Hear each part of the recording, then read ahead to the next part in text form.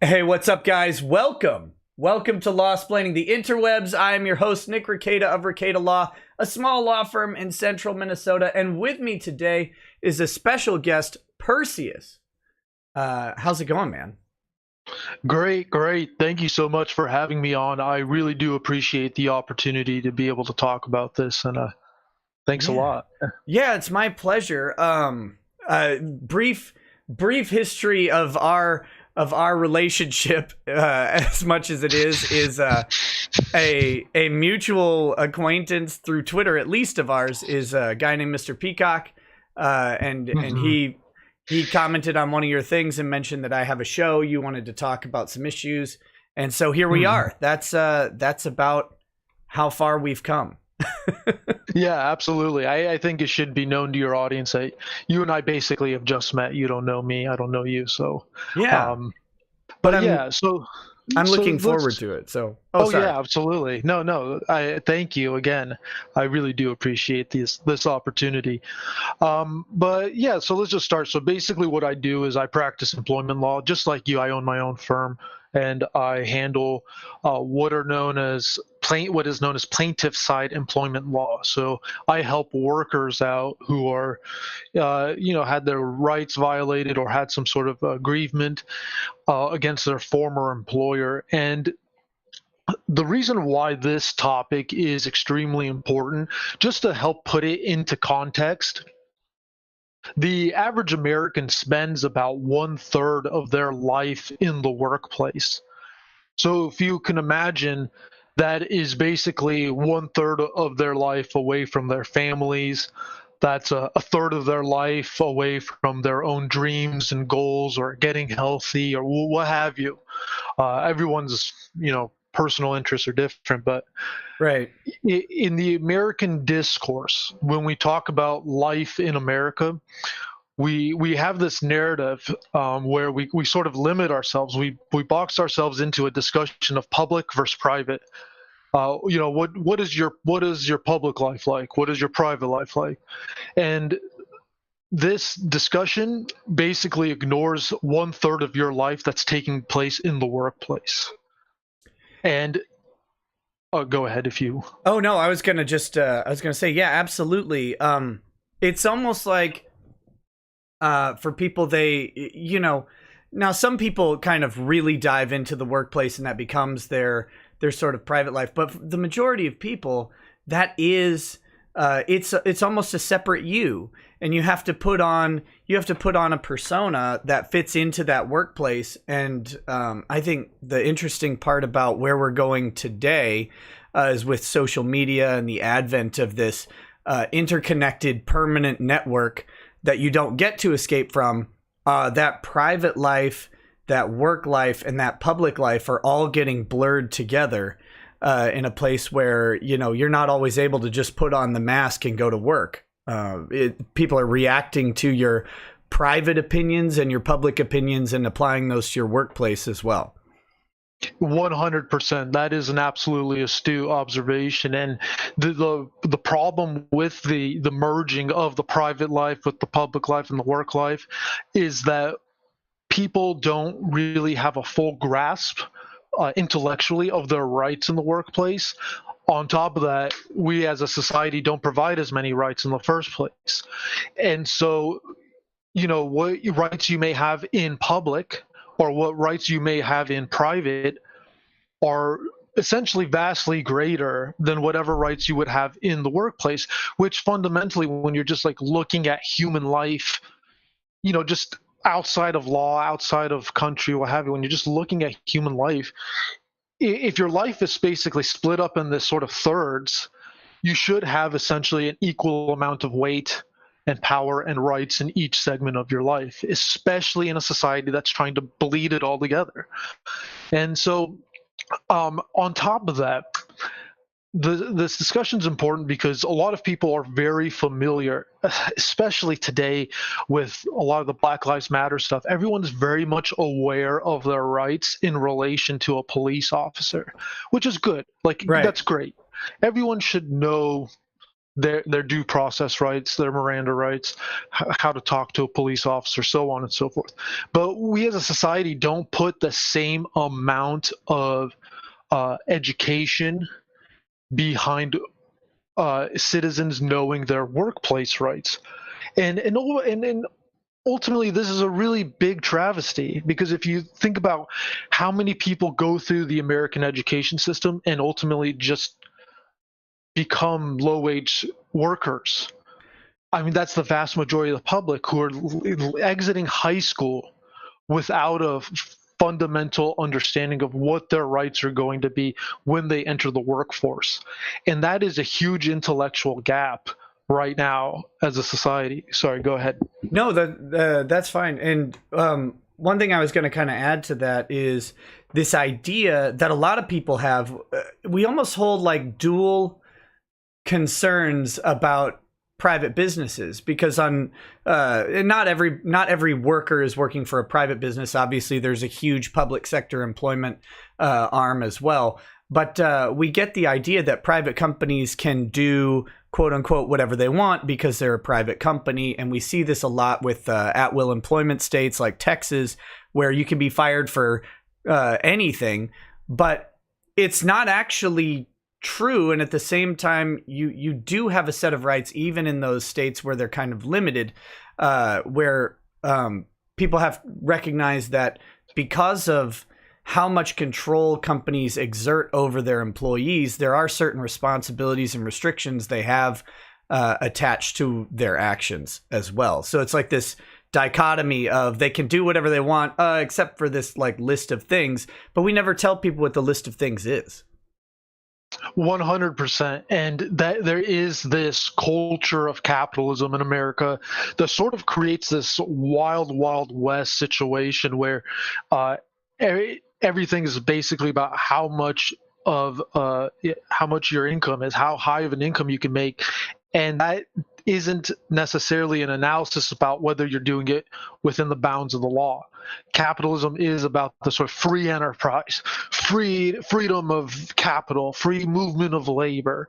When you take such a ideological approach toward freedom, especially in the business side, there's no real reason to listen to the law, generally speaking. Right.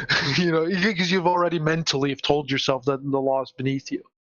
But anyway, but yes, you're right. And let's go into that first topic of wrongful termination, because that is basically an at-will employment.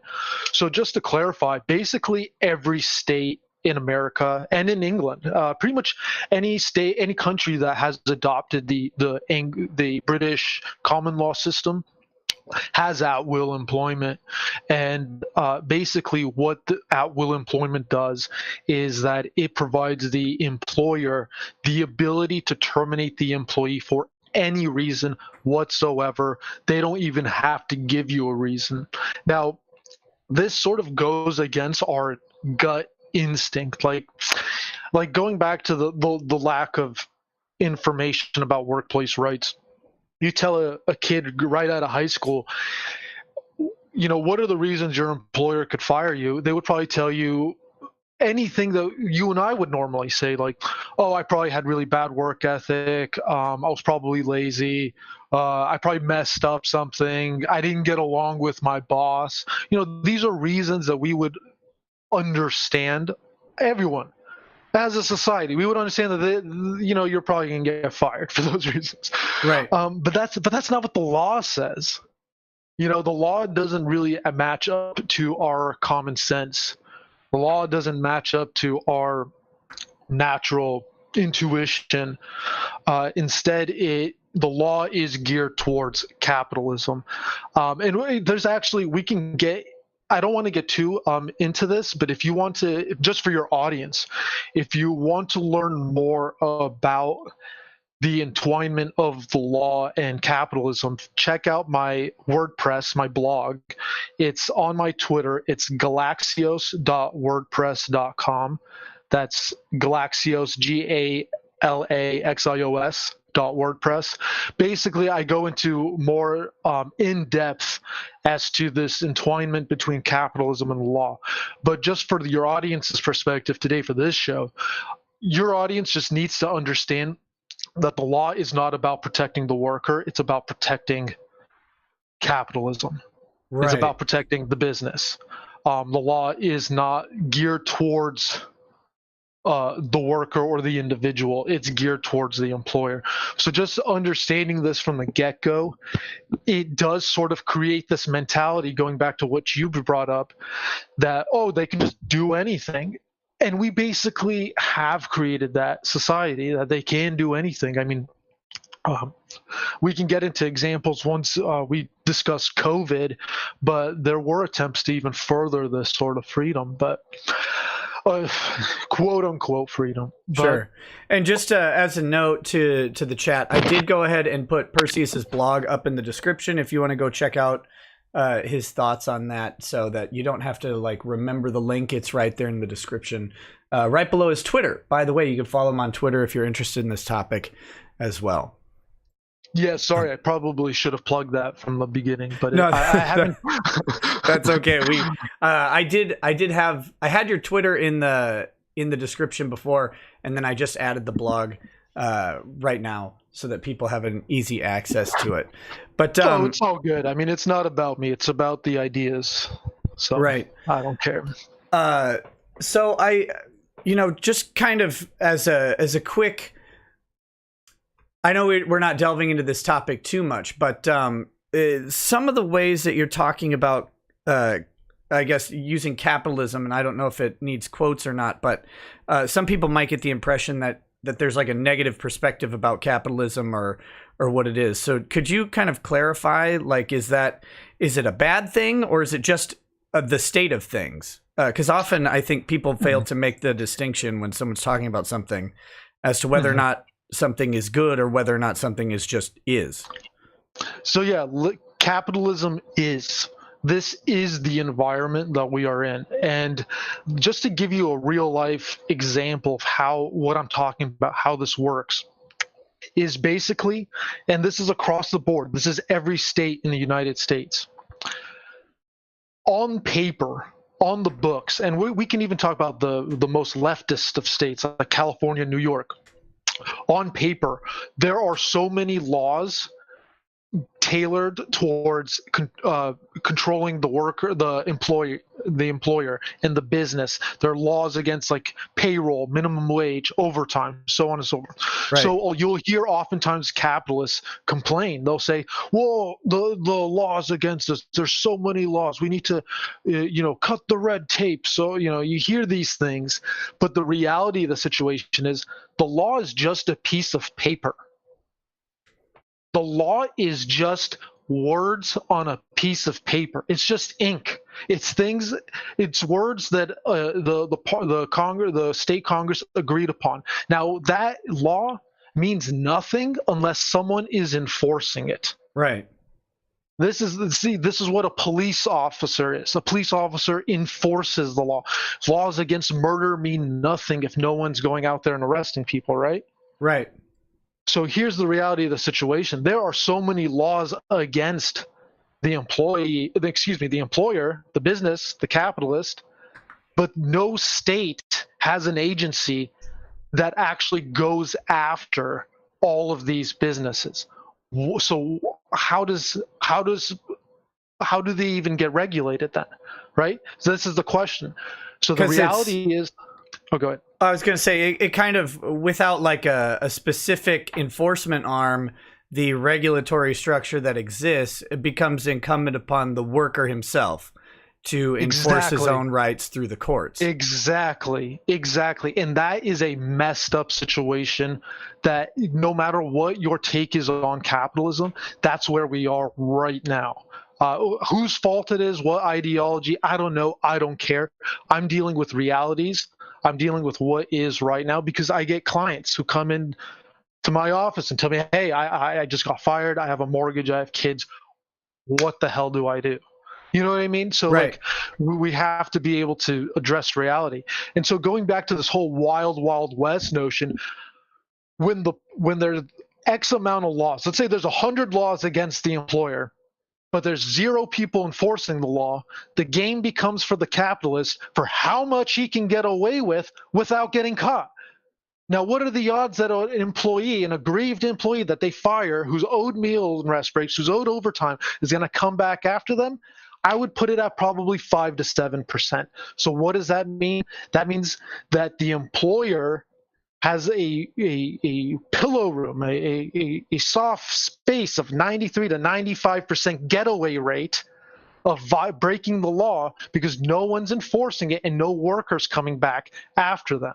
Right, because it's a compounding problem I see, because one, you've got the massive cost associated with bringing any sort of legal action, and a worker who has just lost his income is now focused, and as you said before, the majority of workers are coming in middle class to lower middle class for the workforce. So you're talking about suddenly having pressing real world needs like eating, paying rent, paying electricity.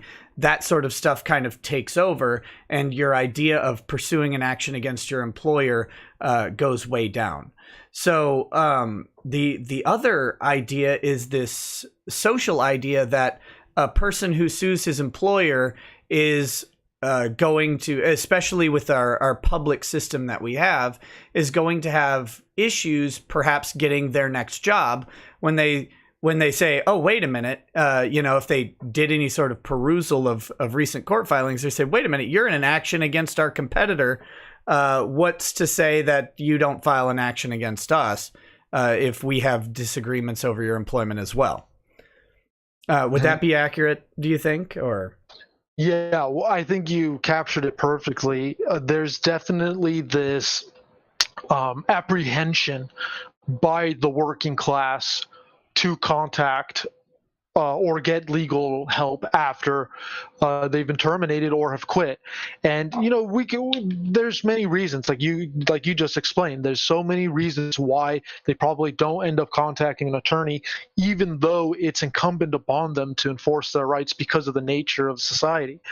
So what you end up having is that you have this general culture. I don't know a better term for it, but it's something I've just experienced in my life, is just this general shyness. And it's not just regarding getting fired. I think in America, and it's, I think most people are just the salt of the earth. They're just really good people who don't want to cause problems in their community. And they would, like you said, they will see, not even if it's not just for themselves, but let's say they get in a car accident. I've had clients who are like, I don't know if I should file a lawsuit. I where I come from, we don't do that sort of thing. right. And they have family from Montana or what have you. And I get that. I 100% get that. It's a very healthy and strong mentality. But at the same time, we have to deal with the reality of the situation. And just because you like your boss doesn't mean your rights weren't violated in the process. Let's say just because you ended on amicable terms even doesn't mean you're still not owed money for overtime. That's your money that you worked for. And even it goes even as far as the shyness, even goes as far as some people aren't even willing to file for unemployment afterwards, because there's a general, especially amongst conservative America, there's a general sense of shame associated with receiving welfare, no matter how dire the situation is. And I don't think these are healthy positions to take right now, especially in the state of the economy, the state of the pandemic. A government that basically is a government and media that is hostile to the working class. Now's not really the time to be shy, basically. And so when you have this society where it's incumbent on the worker to enforce his own rights, and like I said, it's only about 5 to 7% of aggrieved workers who actually end up going back and enforcing their rights, the capitalist ends up getting away with, let's put it into perspective. Let's say Home Depot skims a nickel off overtime from every worker. Right. Now, that doesn't sound like a lot, right?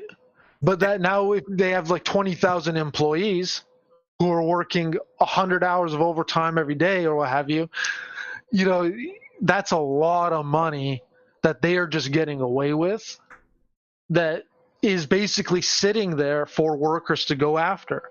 Now, we should, you and I should talk about a little bit about what the realities of litigation is, because it is true. I mean, litigation can be burdensome.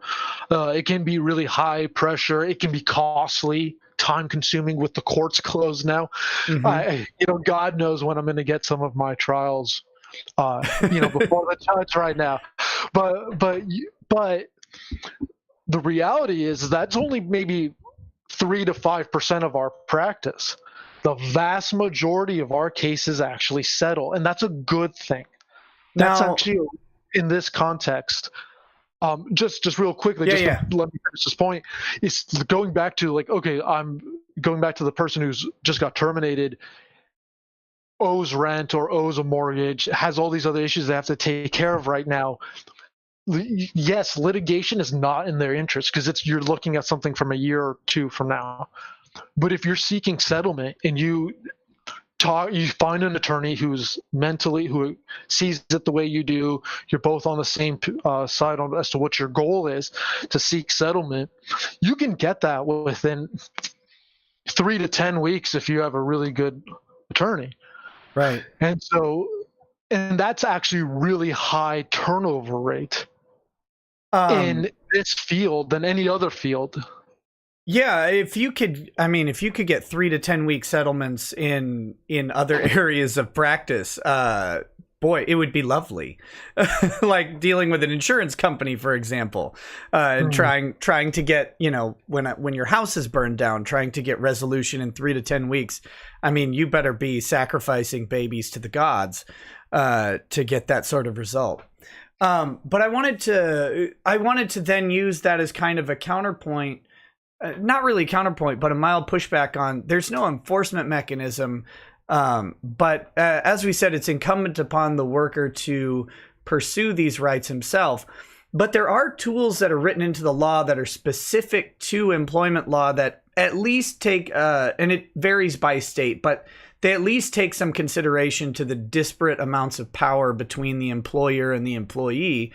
And they do set up, at least in Minnesota here, some pretty stiff penalties if you were to actually bring the action against the employer and succeed. And those are the penalties that sort of drive that fast settlement process, from what I've seen anyway. Yeah, absolutely. I mean, every state does have some sort of agency that is supposed to be the enforcement wing, but they don't go out and investigate the businesses or what have you. Again, it's incumbent on the worker to go out to them to explain to them what's going on or provide the evidence and what have you.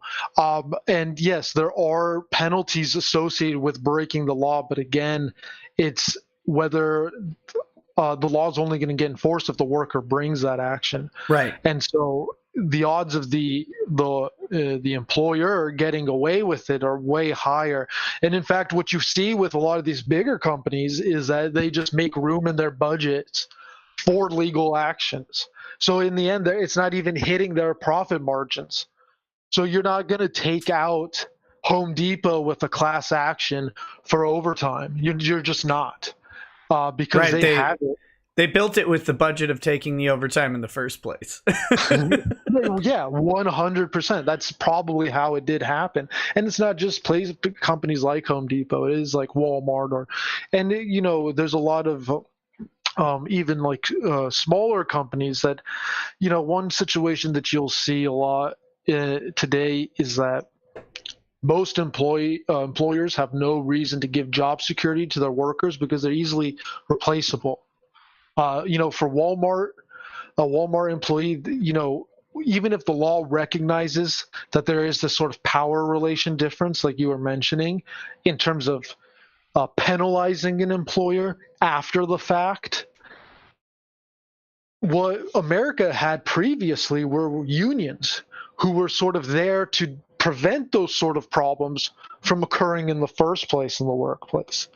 Yeah. And so So Go I ahead. was gonna on the subject of unions, because a couple people in the chat have brought up U.S. Department of Labor and state employment enforcement agencies, but those typically only apply to unions that are recognized. And I again, personal stuff aside, like for me, I'm skeptical of unions, mainly because the people I know who have to deal with them, it's almost like dealing with a second employer who can be just as sort of problematic as your main employer.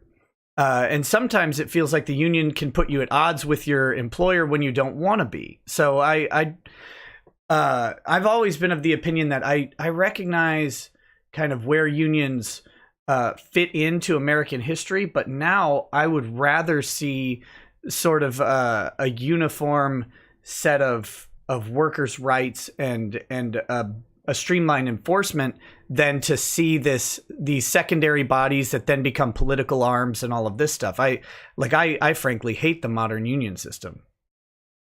So one thing to just understand about just politics and power relations in general, everything is a political battleground. Right. Everything. So just because you create a union or a police force where you think it's supposed to be some apolitical, neutral institution, that's just a hypothetical in a vacuum that will never happen.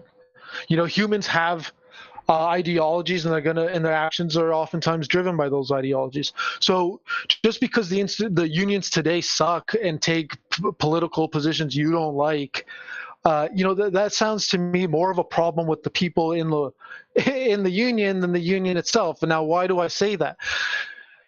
Only 7% of Americans are unionized today.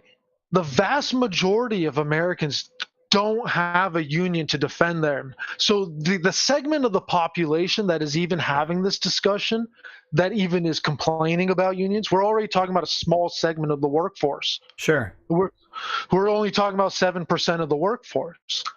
So what does that mean for the other 93%? Now the other 93% don't have someone, even if they don't agree with them, to at least take their side in the workplace. Now, human resources is not on your side. This is something the human resource department replaced the union, in the sense that where the union was supposed to be the third party in the workplace that takes the side of the worker, the human resources department pushed the union out. It became the quote unquote third party in the workplace, but it takes the employer side all the time.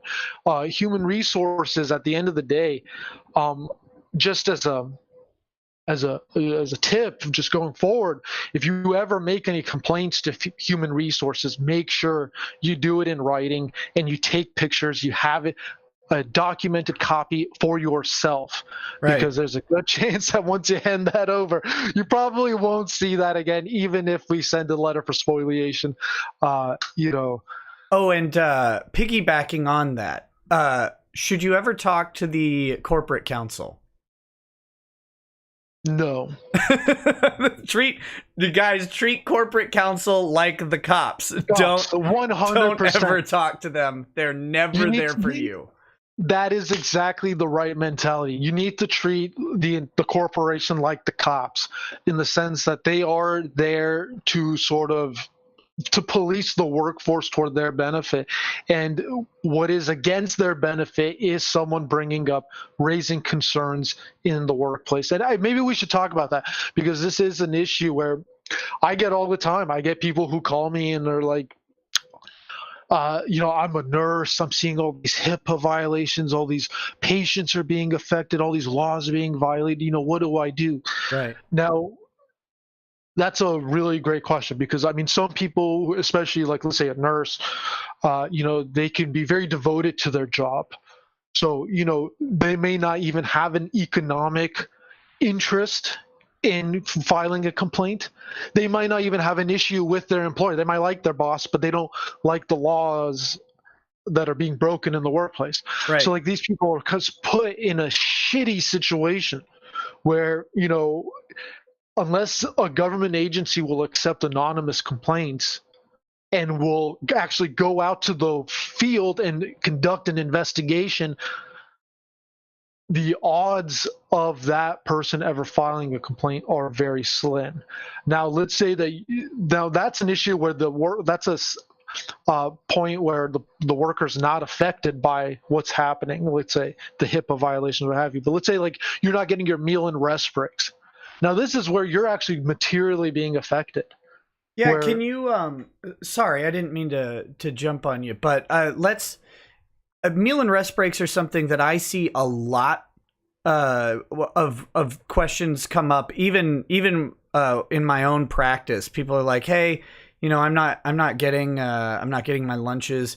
And there seems to be a lot of confusion around what type of meal and rest breaks you're entitled to. And I know it varies by state, but can you kind of give an overview of what that looks like, what the meal and rest break, how that breaks down?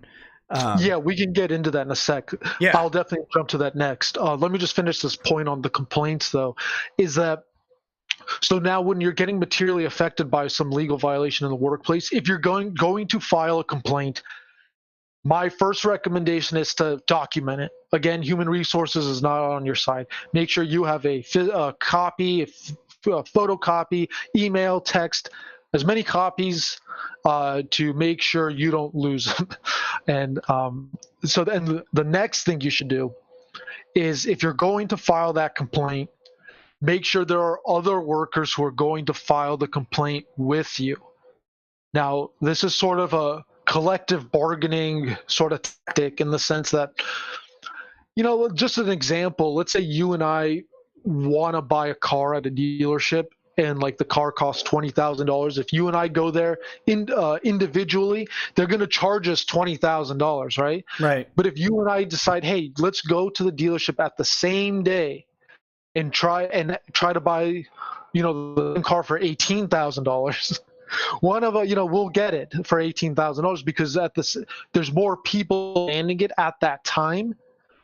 Sure. Than if you were to have one, and it's like strength in numbers sort of thing, right? And it's also a little bit of security, right? Because if just one person is making some sort of noise and they're not really into it, they can silence the person, they can fire them, they can discipline them, they can do something. If they start having to discipline multiple people or terminate multiple people, the cost to the company, both on the actual labor cost of then hiring and training new people, go up, as well as the social cost upon other workers going, wait a minute. It's not just Tom who's gone. Now it's Tom and Bill and Jeff, and those things kind of add up. Yeah, and those types of situations become even more, legally, possible to deal with, because when you're dealing with one-on-one claims, whether it's in the workplace complaint or in court, it's not as strong as if you have as many people, witnesses or other plaintiffs or what have you. So just basically my main advice to everyone is, if you want to make a complaint to your employer about anything in the workplace, because if you make documented complaints and you're fired, you have a wrongful termination, retaliation type claim where, you were fired for reporting violations of law, and you can enforce that. But you have to make a calculated decision as to whether that is something you can risk. So going back to people who call me, the nurse who calls me and tells me all these things they're seeing in the workplace, what do I do? My first thing I tell them is, how much is your job worth it to you? Right. Do you have a spouse? Do you have kids? Do you have a mortgage? Because if that's the case, I would tell you to just shut up and just keep working. Because if you don't think you can get another job or what have you, we live in a society where you basically just have to put your head down and keep working. And that's unfortunate, because if you can't, gather the evidence, you can't gather other workers to come make some sort of collective action, collective complaint, you sort of put a target on your back, right, to HR. And there are times when it might help you. They might promote you because you seem like an astute worker. I'm sure those instances definitely do occur, but generally speaking, the capitalism puts such a emphasis on efficiency that it's not efficient to deal with legal issues. No, it's well, and in a weird way though, that sometimes does play into the worker's favor depending on the claim, because if it is inefficient to expend a bunch of resources on a protracted thing, they might be able to pay you off. And I think this is something for people to consider as well, if you're wronged in the workplace, is that there's often benefit in at least asking the question of were your rights violated, and have they been, can you get them enforced in some way, even if it's not to the maximum extent, because your other option is zero. Right? So if your rights are violated, and you're just going to put your nose to the grindstone, get another job, great, because you don't want to bring a lawsuit or whatever, well, then you get nothing out of the rights that you lose. But you may be able to leverage the efficiency of capitalism in your favor to get something. Now, you may be entitled to, say, 10 grand, and you may be bought off for 3, but that's 3 grand more than you had yesterday. So yeah, 100%. I completely agree with everything you just said, and that's what every worker should do. Like, if they just lose their job, the first thing they should do is file for unemployment, contact a bunch of law offices, and see who will take their case for the quickest and fastest settlement. Because going back to capitalism's efficiency, they don't like to deal with legal issues. It is inefficient for them. So these companies will pay top dollar for the best lawyers who will get them out of any situation. And I shouldn't say 100% of the time, but like 95% of the time, that corporate attorney's route is going to be to try to lowball you on a settlement to make you go away. Right.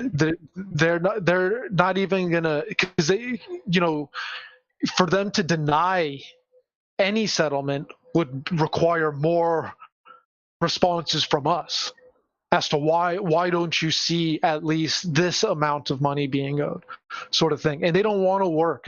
I've learned in my life, in my practice, that a lot of these people don't want to work. They should go to YouTube.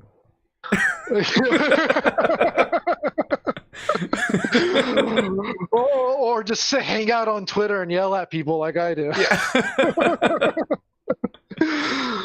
But these are fundamentally lazy people who are having board members yell at them, or owners basically yell at them to try to make the problem go away as fast as possible, because they're scared, because they don't understand the legal situation.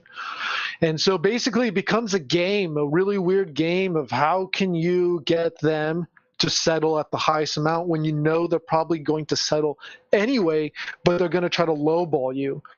And so this is where it really matters that when you're in the workplace, document everything you're doing, document everything you see, file complaints, make questions. And if you know you're going to get fired, that's fine, because you have a paper trail. You'll have witnesses. There are depositions to take. That's another thing. If you end up having to file a lawsuit, how many cases settle after the first deposition? Lots of them.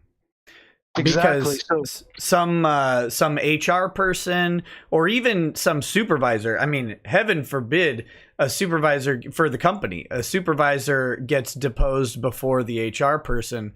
And we saw this in the, I don't know if you followed that case with the attorney out in California, Christopher Hook, who was representing a couple against Allstate. And he was kind of went viral on the internet for like swearing at them a whole bunch in their settlement talks. Did you see that? No, I'm not familiar with the story. Well, long story short, they had some catastrophic loss of their home, and they brought an action against Allstate because Allstate didn't want to pay what they believed the home was worth. And their attorney, Chris Hook, deposes the adjuster and the adjuster's supervisor. And after those two depositions, his settlement demand went to like $100 million or something insane, because he believed that he had, through that deposition, uncovered enough for punitive damages. Now, then it got really funny because he started calling them a bunch of slurs and stuff like that just randomly. It was like made no sense, and the judge reprimanded him, and it was great. You should probably look it up for a giggle sometime. But the point I wanted to get to is that's a high profile case where the attorney in a settlement negotiation, they got in this case 2 depositions, but once those depositions of the sort of middle management came out, these guys are not necessarily trained to sit there and do depositions. And if you get one of them, some of their statements can burn the company to the ground, and they'll settle right away. Yeah, exactly. And so all of this is just important to know that, just because a worker decides to exercise their legal rights doesn't mean that they have to go to court, that they have to subject themselves to cross-examination before a judge and a jury. No, you don't have to do any of that stuff. I think part of the problem is the media, the way they present the profession. I mean, an attorney seeking settlements is probably not as exciting as a movie. Right. But unless the attorney is Chris Hook. Yeah, or what was the guy who was going to run for president? The guy with the anti-Trump lawyer. What was that guy? Oh, Michael Avenatti. Avenatti, that guy, he's a pretty, because his whole claim to fame was a settlement off Nike. I forget what the whole case was, but my point being is a settlement is still a settlement. I mean, that's still something. It's better than nothing, and it's a solution that still can come rather quickly, even in today's situation with COVID. Because the nice thing is that a lot of these agencies that you can report workers to, either yourself or through an attorney, are working remotely. Right. And so they'll still take all the claims. And so it's important to still always be diligent and willing to talk to someone else about what happened, what you experienced in the workplace. And generally speaking, too, is like I would honestly tell workers to talk to a younger attorney, too, than an older attorney. I mean, a lot of older attorneys, this Chris Hook, I don't know the story or anything, but like just generally speaking, there are just a lot of clowns in the practice. And usually, there's the older the attorney gets, they're not as on the ball as they would like to think they are or present themselves as. And employment law is a field of law that is basically changing on a weekly basis, in the sense that, like, let's say in criminal defense, pretty much nothing changes in the law. Nothing. Right. You can only change any sort of criminal defense, any criminal law or procedure, basically through the state or federal Supreme Court. I mean, that's just pretty much how it is nowadays. Yeah, because you can try and write in some new procedural move through legislation, but it's going to be inherently and immediately challenged on constitutional grounds if it in any way disfavors the accused on criminal law. It's a place that we've placed such an emphasis on protection of rights that anything that presumes to give the state even a modicum of extra power is going to get challenged right away. Exactly. And this doesn't happen in employment law. I mean, the laws are basically can vary by county, by state. They can be written weekly, federally. There can be different decisions, court decisions. So basically, it's a field of law where you kind of have to keep up to date. And COVID-19 just has added a whole other slew of, tons of legislation that, states are passing and the feds are passing to try to deal with the situation. And so it's just generally speaking, just try to speak to a younger attorney. I think you're going to have a better luck with that. And so, and it is unfortunate, just one sec. It is unfortunate that a lot of workers do live in remote areas, but you do have to understand that your workers' rights are states' rights first and foremost. So you can talk to any attorney anywhere in your state. So one aspect of my show is we do allow people to submit questions through it, and there are certain questions when someone decides to attach $20 to it or more, I try to get to those right away. So I was hoping you could help out with this one. It's kind of relevant to what we're talking about right now as well. This is from Falling Floor, and he says he got laid off I assume I just assumed a gender, got laid off due to Corona. They didn't clearly communicate that, and I was under the impression I was furloughed. They called and tried getting me back on at way under value, saying I was terminated, so it's not a renegotiation. So what kind of steps should someone in Falling Floor's position take? So the first thing you should do is just file for unemployment, because if they're taking the position that they fired you at X date, even if they didn't tell you, then your relationship with them has already ended. Excuse me. So now it's about what you can do in terms of enforcement. Going back to how the system works, no one's coming to save you. You have to go exercise your own rights. So what you do is, I would after filing for unemployment, contact as many attorneys as you can and just try to get an opinion on the situation. Now, the reality of the situation is with COVID-19, there was a thing called a payroll loan. It was the PPP loan. Right. Basically, it was a loan that the feds gave to businesses that they could accept if they needed it to maintain their employees. Now, what happened is a lot of businesses filed for the PPP loan, was granted it, and they probably still fired everyone. They probably put that money into renovations. They probably pocketed it, or this sort of situation where they fired everyone and are trying to bring them back in on renegotiated lower terms. So the first thing I would try to do is find out with the attorney you speak to or beforehand whether your employer accepted a PPP loan, because this already is an act of fraud on their end. That going back to the law is changing constantly, especially with this unprecedented situation. So you have to keep in mind that they can't accept this loan and still fire their employees. And so that would be just aside from whatever issues you had that led to the termination in the first place or beforehand or what have you, I would bring up these points. There's a public registry of PPP recipients, right? I believe so. I would love to see it. I'm not sure though. I know I've seen some places where people have looked up companies that got it, because it was it was open for audit, or I guess public audit, and a lot of people were complaining because there are these a lot of congressmen have their side business or whatever that got a bunch. You have members of very wealthy families who have businesses that were getting PPP loans and stuff like that. So I believe there is a way to look it up. I'll have to see if I can find it. That would be an interesting subject to explore. Yeah, I mean, there definitely should be a database for this, especially considering the fact that how many workers received just a measly $1,200 stimulus check, but then you put that in comparison to the bailouts Wall Street received and the PPP loans.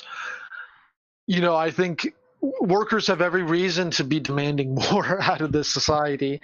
It's just a matter of, you got to put your foot down and stand up for your rights. Okay, so to review the answer to Falling Floor's question, he should file for unemployment immediately because his employment, especially if they're saying it was terminated, it was terminated. So go ahead and exercise your unemployment benefits. And remember that I think people see unemployment as a welfare sort of thing because it comes from a government office, but it's really not. I mean, it's an insurance policy that your employer is paying into, in effect.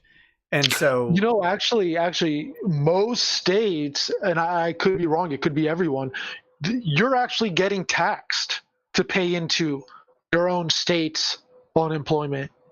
So that's actually your money when you go to file for unemployment. And when you hear these stories of, oh, well, so and so is getting more money off unemployment than they were while they were working, that's fine. That actually makes sense when you consider that that person's probably 40 years old.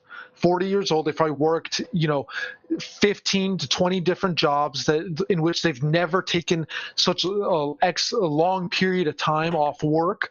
So that whole time they were paying into a system that they were never even taking advantage of or needed to take advantage of. Right. And in a way that's good that a society is like that we do have this sort of program where people who don't need it still sort of pay into it, but there are times when they will need it too. And if it turns out that it's better than their current situation, good. That means you're a good fucking worker. Yeah, so definitely, I mean, you should definitely exercise it. And one point I would make on the unemployment thing, and if you have a comment on this, you can as well. But I've seen people get rejected. A lot of employers will reject you for something like termination for cause or something like that. But termination for cause in the colloquial sense of I terminated them because they were late is not the same as termination for cause under your state law. And a lot of state laws have a pretty high bar on things like that. So even if your company rejects it, what you should do at that point is probably file an appeal immediately. You have a hard limit on those timeframes, but do appeal that, because a lot of times they're going to get an unemployment arbitrator or judge who's going to come in, and the company's going to have to justify that for cause termination. But if you don't ever appeal it, they don't have to justify it and you just lose. But if you appeal it, you will shockingly win. Even if you think maybe you should have been fired, you'll still win. You have to, at least in Minnesota, again, qualifying it, you have to go well outside the bounds of what's expected behavior, which typically means some sort of physical violence or some sort of pretty deviant act. I mean, just being late or a bad worker is not an excuse to remove someone from unemployment. Yeah, exactly. That's a great point. So I just one other misconception I think maybe too is I want to bring up is just because you are a white worker does not mean you cannot raise claims of racial discrimination associated with your termination. Just generally speaking, this just applies to all workers of any race, of any background. If the issue of race played any part in the decision making, that is a termination based on race. That's what the law says. The law doesn't say that the worker has to be X race. The law says that the employer cannot make a decision based on racial thinking or the racial presentment of the workforce. So basically, what that means is that, or what you have with a lot of white workers who may be working in difficult workplaces where it might be hard to get along with people, other workers, or the manager might be what have you. And this works with again, any race might feel some sort of racial tension or what have you. It even works. Oh, sorry, I don't mean to step over you, but read a New York case about a year ago where it even works when the management and the worker are the same party, or the same race, I should say, not same party, same race, but there was still an indication of some sort of racial animus. And in this case, the manager used the N-word about the worker. They were both black, but the manager used the N-word in the discussion about termination, and the worker won an absolute fortune at court because of that. They were able to demonstrate racial animus, even though I think that may have not been true. I don't know if there was actual animus there at all, but yeah, it doesn't matter. They were able to determine based on race this decision was made. Yeah, exactly. I mean, just because at-will employment says that they don't have to give a reason for your termination, the reason that they do give should basically, the corporation should do its best to shut its mouth and not give any racial indication to sort of give this legal possibility to occur. So again, just because you're a white worker and you felt some tension in the workplace that ultimately was the leading event to your termination, that does not mean that you are excluded from so like for instance federally there's like the EEOC, the Equal Employment Opportunity whatever. You can file a claim with them as a white person. Mm-hmm. If you felt that race was a part of the decision making, whether yours or someone else's. It doesn't matter who is what. Going back to that case that you gave an example of, that's a good example in the sense that it's not about whether that person actually hates the other person. It's whether the decision of whether to keep their employment or not was based on some aspect of race. Right. And so this is something that, I would say a lot of white workers should be jumping on in terms of just because you're in a diverse workplace, there's a whole set of laws that just don't apply to you. That's not true at all. And even if you think that that's the direction the country's leading, fine, I can even give you that, but still, that's not where we're at right now. Not in a legal sense. And No. would you agree that the legal system generally lags behind social change by at least a decade or so? That, and I'm going to be honest, and this is probably an extremely unpopular opinion, but generally speaking, the U.S. legal system pretty much probably has like a 95% accuracy rate. And then when you get into criminal defense, we're talking something criminal law, prosecution and such. We're probably talking something about somewhere near 99% accuracy rate.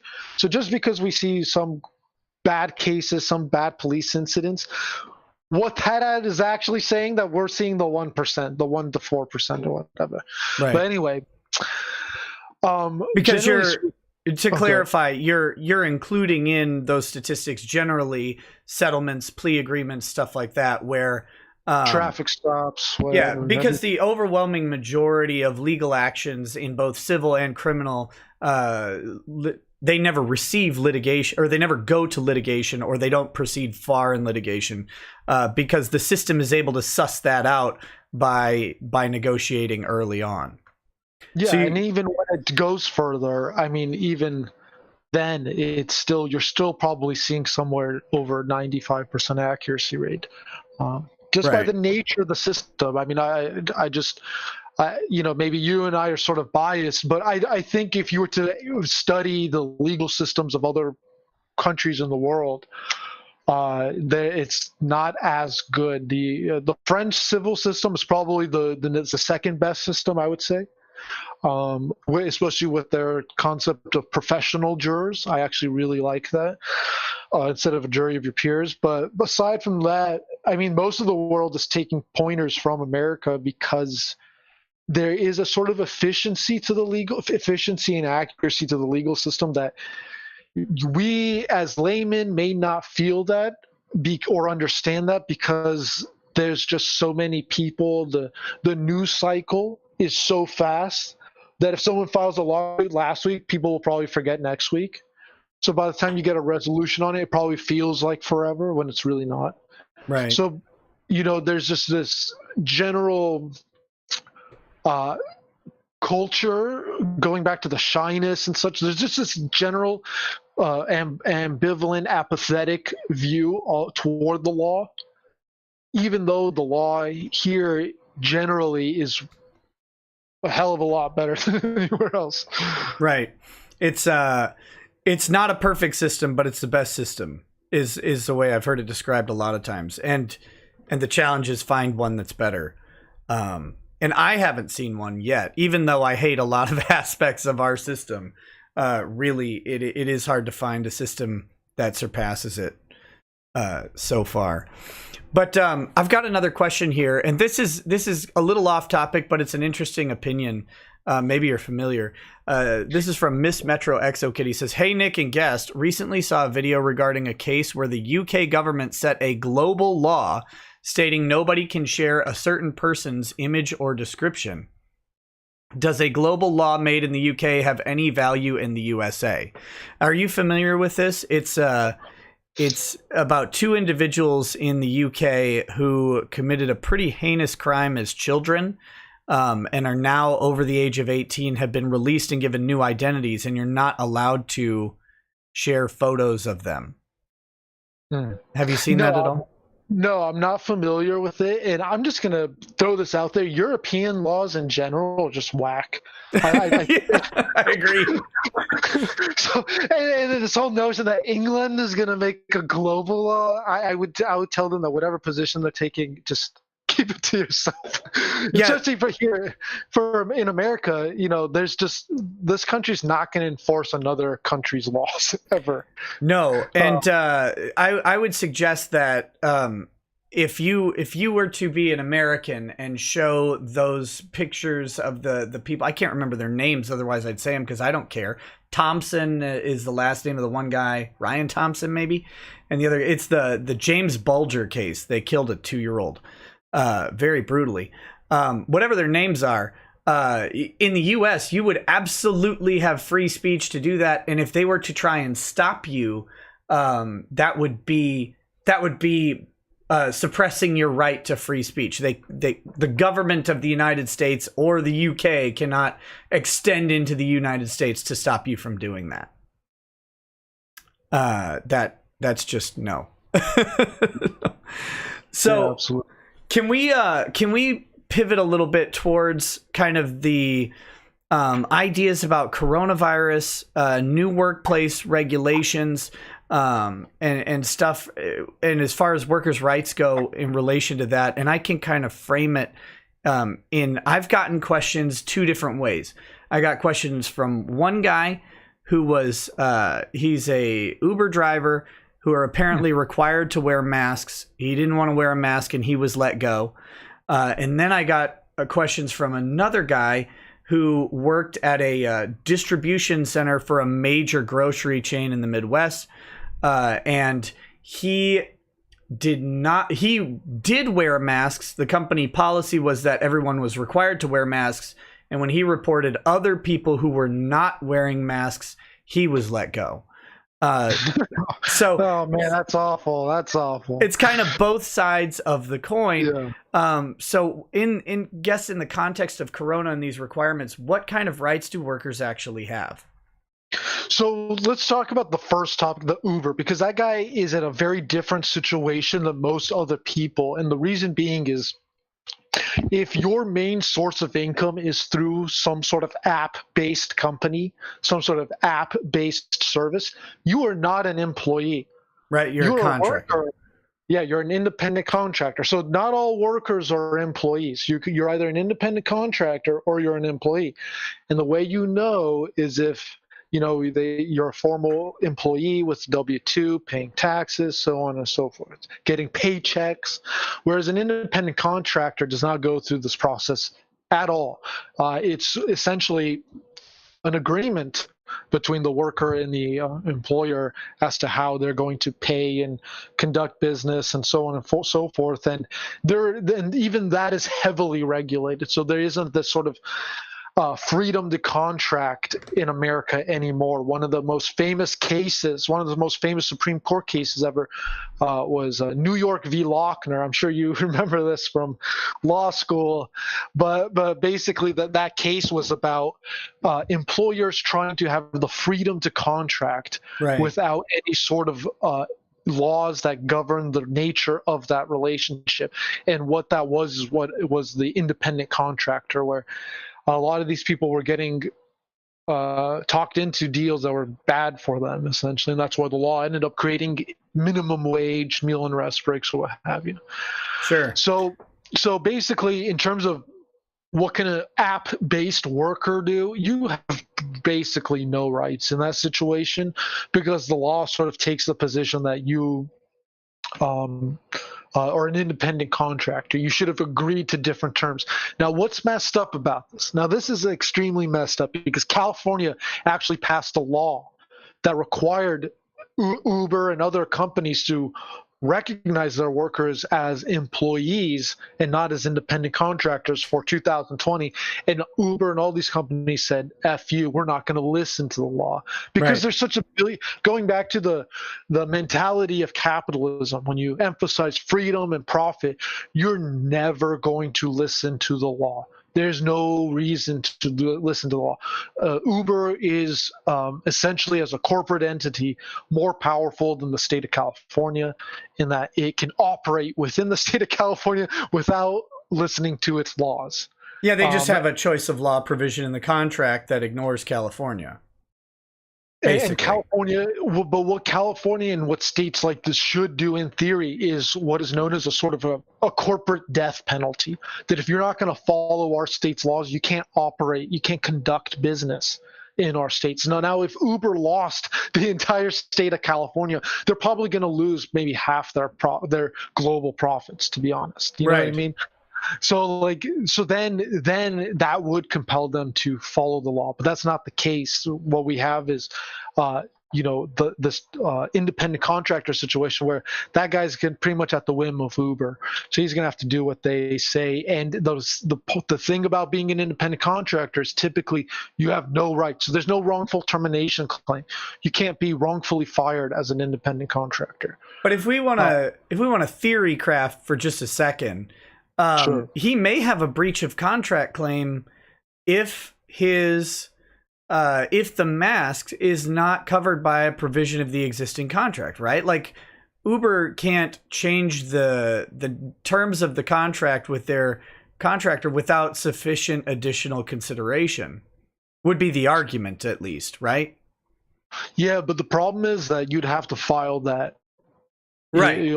There's no agency that will take that case, whereas an agency would take like a meal and rest break issue or some sort of health violation in the workplace, which is the case with the second example that you gave, where here we have an employee who is not only following the law and the company's guidelines, but he's filing essentially, I hope he documented them, complaints about health and legal violations in the workplace by other workers. Now that is a grounds for retaliation. Right. First and foremost, retaliation, basically you got fired for filing complaints for what you, and here's one of the benefits of the law is the law doesn't even require what you are complaining about actually be against the law. If it's a health safety issue, a security issue, it could be a type of or even if you thought it was the law and it turned out it wasn't, but you filed these complaints and you got fired for those complaints, you still have a retaliation claim. So okay, yeah, it's a pretty interesting situation. But so the worker in the grocery store, he has way more options than the Uber driver, because now he can file a complaint with the health and safety department. He can file the labor claims, because I'm sure he has other issues. And just going back to the whole, just because you were fired and maybe that was the main issue surrounding your employment relationship, the day you got fired and the circumstances behind it. Again, that doesn't mean that you're not owed money on meal and rest breaks or overtime, and you may have maybe owed that money and not realize it. So going back to the case in which with the grocery store worker, what would be his best route would be to file claims with the agency based on meal and rest break or overtime, but use that as a route to settle the wrongful termination retaliation claim as a sort of bargaining chip to get them to come to the table. And that's how you end up getting the quick and fast settlements. So now when you say just to clarify, when you say the agency, what kind of agencies are you talking about? Are you talking about the like the State Department of Health, the State Attorney General's office, stuff like that? So every state has some agency where workers can report issues in the workplace to. You have to figure out which one is your state's. Every state is going to be different. But just because that agency exists doesn't mean they're actually doing anything. Right. They only do whatever you bring in front of them. So Yeah. you got to locate that agency. You usually see this in the workplace. When you go inside of a workplace, legally they're supposed to post posters that tell you all these things. That Right. tell you who to contact when you don't get your meal registration, who to contact when you don't get your paycheck. So these agencies exist. Going back to the overall ignorance, what's messed up about America is that the law presumes every American citizen to know the entire law. But Yes. the educational system and the media and the government will not teach you any of it. Right. Oh, and the other funny thing, and this is just a tip to you as a worker, at your workplace, take a picture of the posted signs that are required, because if you get fired, you're not allowed into the areas where the signs are posted. And if you don't have that information, that's an easy way to kind of keep it, is to have it on your phone so that you have that info that they're required by law to post. And if you can't find it, well, that could be a problem for your employer. But take a picture of it so you have it yourself, because you may not get another opportunity to take it later, and then you're stuck digging it up. My experience with people is, if they have something, they know they have something, and that act of taking the picture is going to further cement in your mind that you have these rights that are out there. You're going to go, oh, wait, I took a picture of that thing. Wonder who I should call. That's actually then at your fingertips, rather than you having to try and Google that later when you've just been fired. So use your phones, guys, because for whatever the tech companies are, they gave us this massive legal blessing. You've heard Perseus say several times here, document everything. You've now got a way to document with timestamps and photographic evidence literally everything in your life, really easy, within your pocket. And it's they're allowed at basically every employment place on earth at this point. Yeah, exactly. That is the main piece of advice I would give everyone, because think about it. We have our legal system is evidentiary based, meaning your claim is only as strong as the evidence. So Right. even if I believe everything my client is telling me is true, that doesn't mean a judge or a government agency will, because the only thing that's going to sway them is evidence, and their default position is to side with the employer, right? So Yeah, when it's like a he said, she said situation, you're going to lose.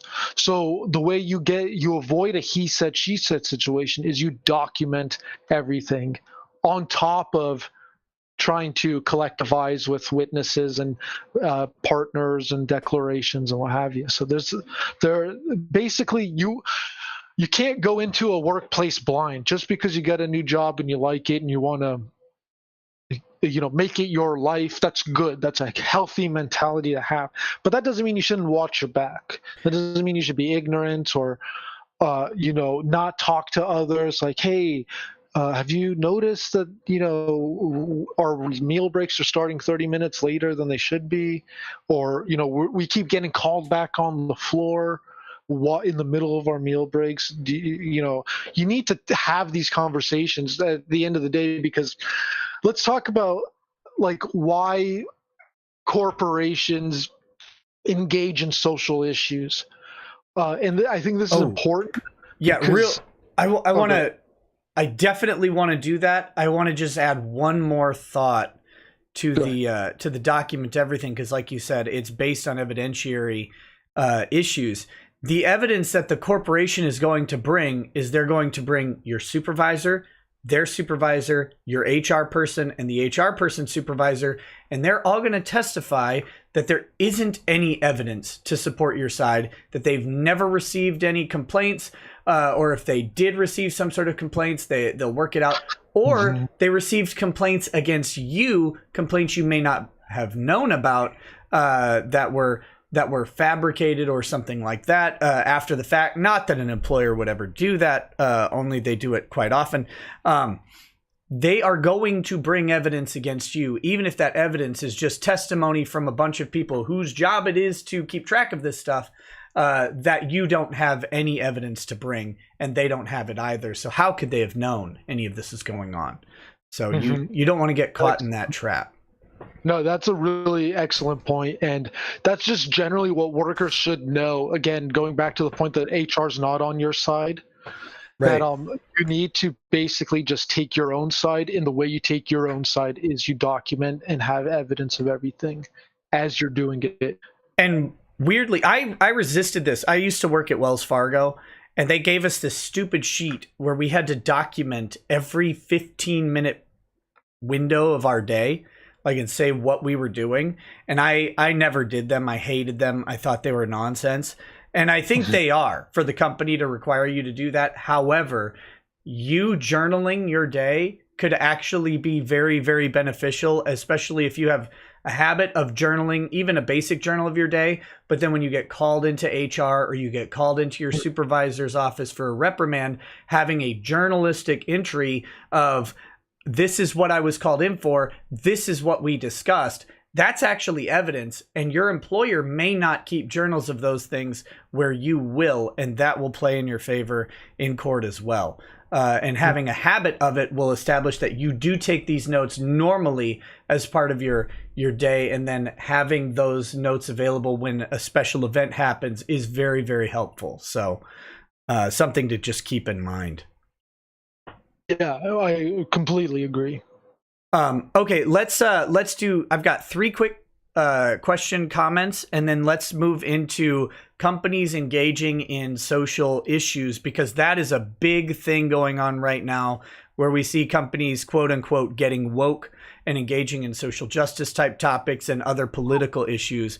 And I think people would love to hear kind of your opinions on how that works out. So Miss Metro ExoKitty says, if I'm suspected of having COVID and the government puts an agent in a lawn chair on my front lawn, am I legally allowed to climb on my roof and drop a 1950s style metal toaster on his head?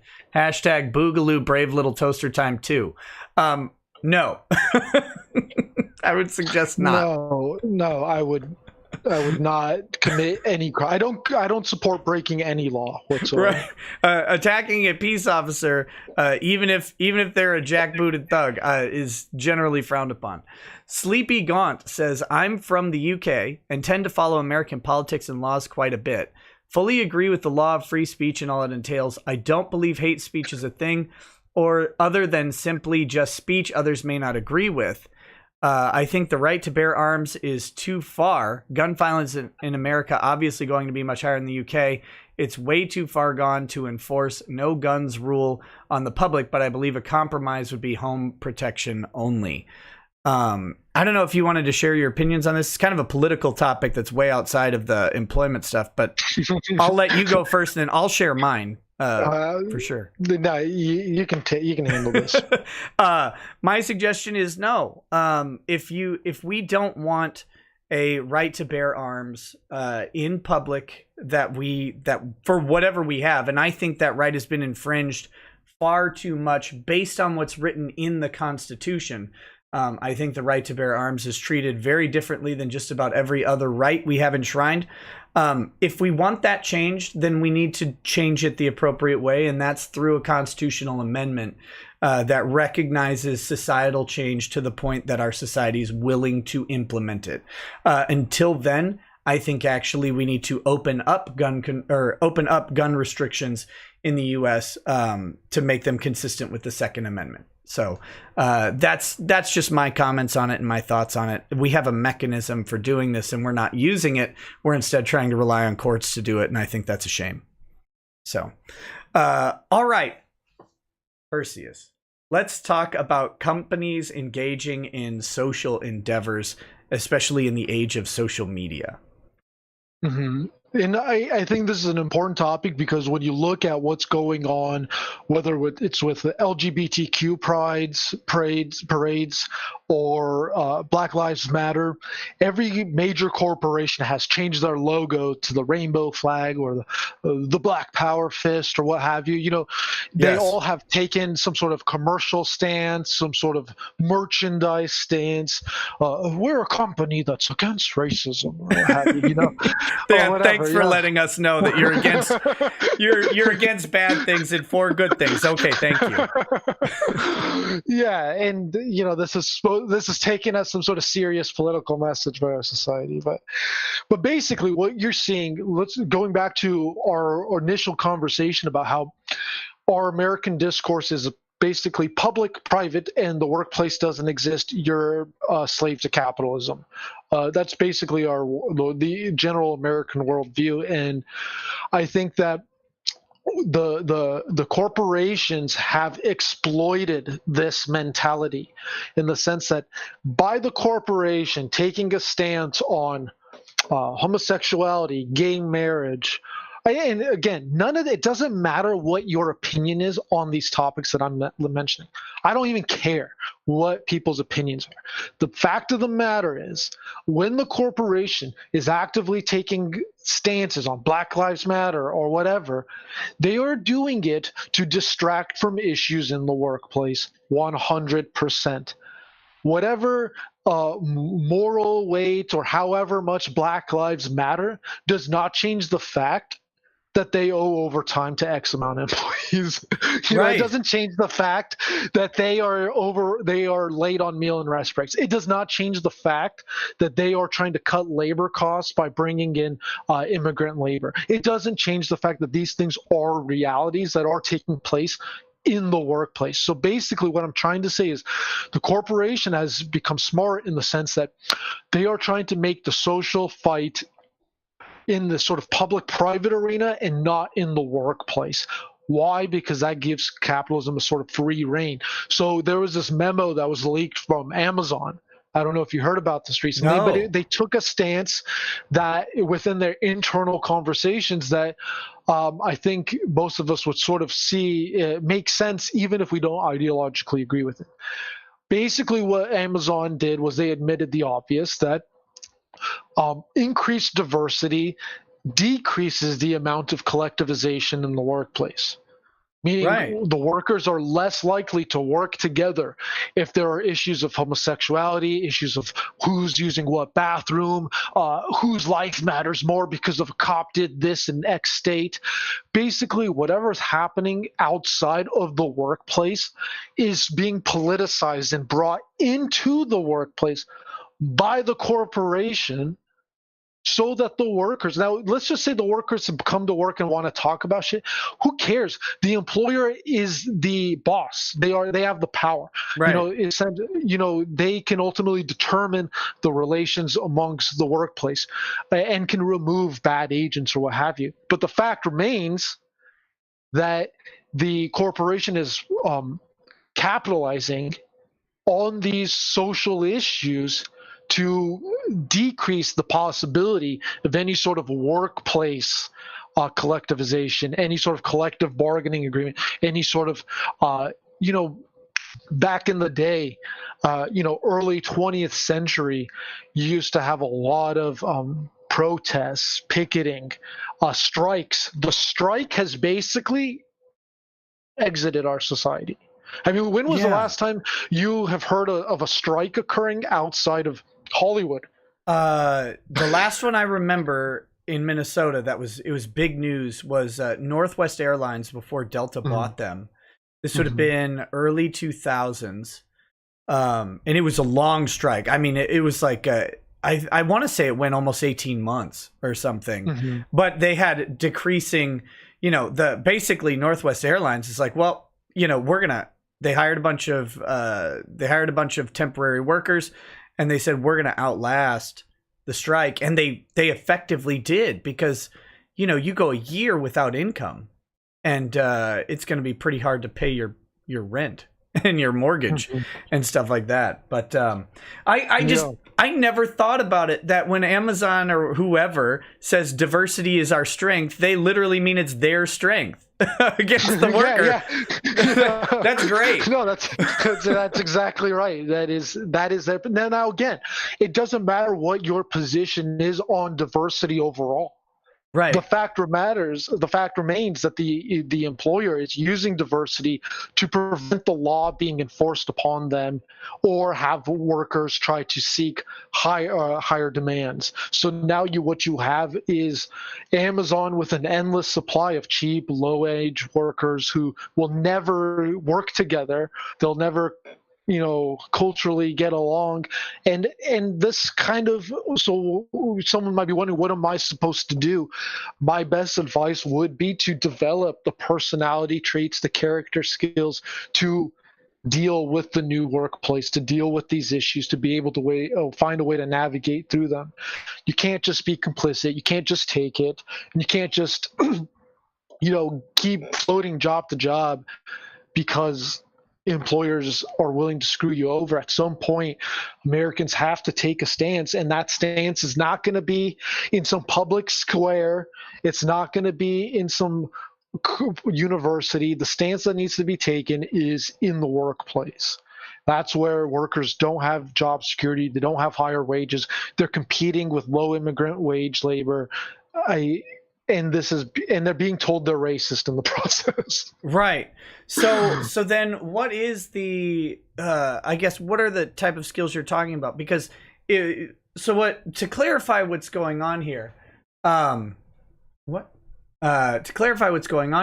you've got these big companies engaging specifically in social issues because it benefits them to actually pit the workforce against each other rather than having the workforce unite against themselves. So they'll invoke tribalism, be it political issues, political parties, race, gender, your LGBTQ opinions, all of those things, to keep you from being able to say to the person next to you, hey, I know you're a lesbian and I don't like that, but we can at least agree that we should get a lunch break, right? Like that's what we're talking about here. Is that correct?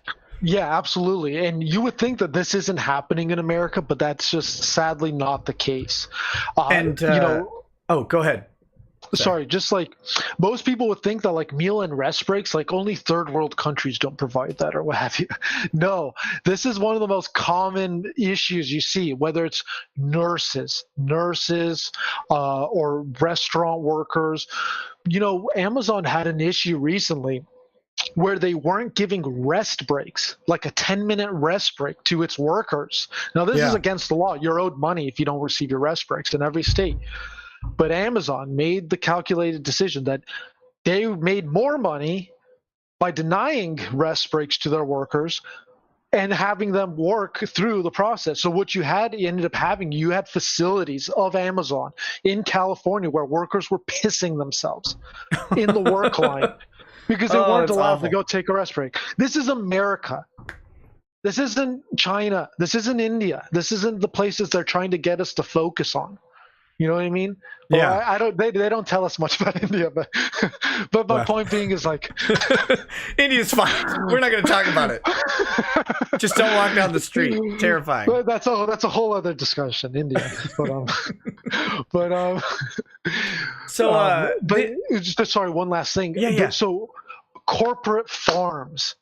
This is another area where just a company denying rest breaks has huge ramifications. So whenever in the media you hear about like a salmonella outbreak or an E. coli outbreak, with the lettuce or with the chicken, you know what's going on? Don't tell me what you're about to tell me. Please, dear God, that's going to be disgusting. The sad reality is that every single time we have a salmonella or E. coli outbreak, it is because a corporate farm is denying rest breaks, simple bathroom breaks to its workers. So what do? They just go in the fields. Guys, if you don't know, E. coli is often spread through fecal matter. So you're eating poop on your Chipotle or whatever. It's disgusting. See, I called rest breaks fat breaks because I always worked in corporate America. That's a joke. Sorry. Little crass. Well, you know what's funny is they start calling it smoke breaks, and then they start telling people to not smoke anymore. So if you don't smoke anymore, you don't need a break. Yeah, I always just took smoke breaks. I never in my life have I smoked. But at work, I was like, these guys get to walk around for 10 minutes. I'm leaving my desk. Screw it. And, of course, I worked on the 14th floor of a big building. So smoke breaks were often 20 to 30-minute endeavors that you got to take every hour. It was great.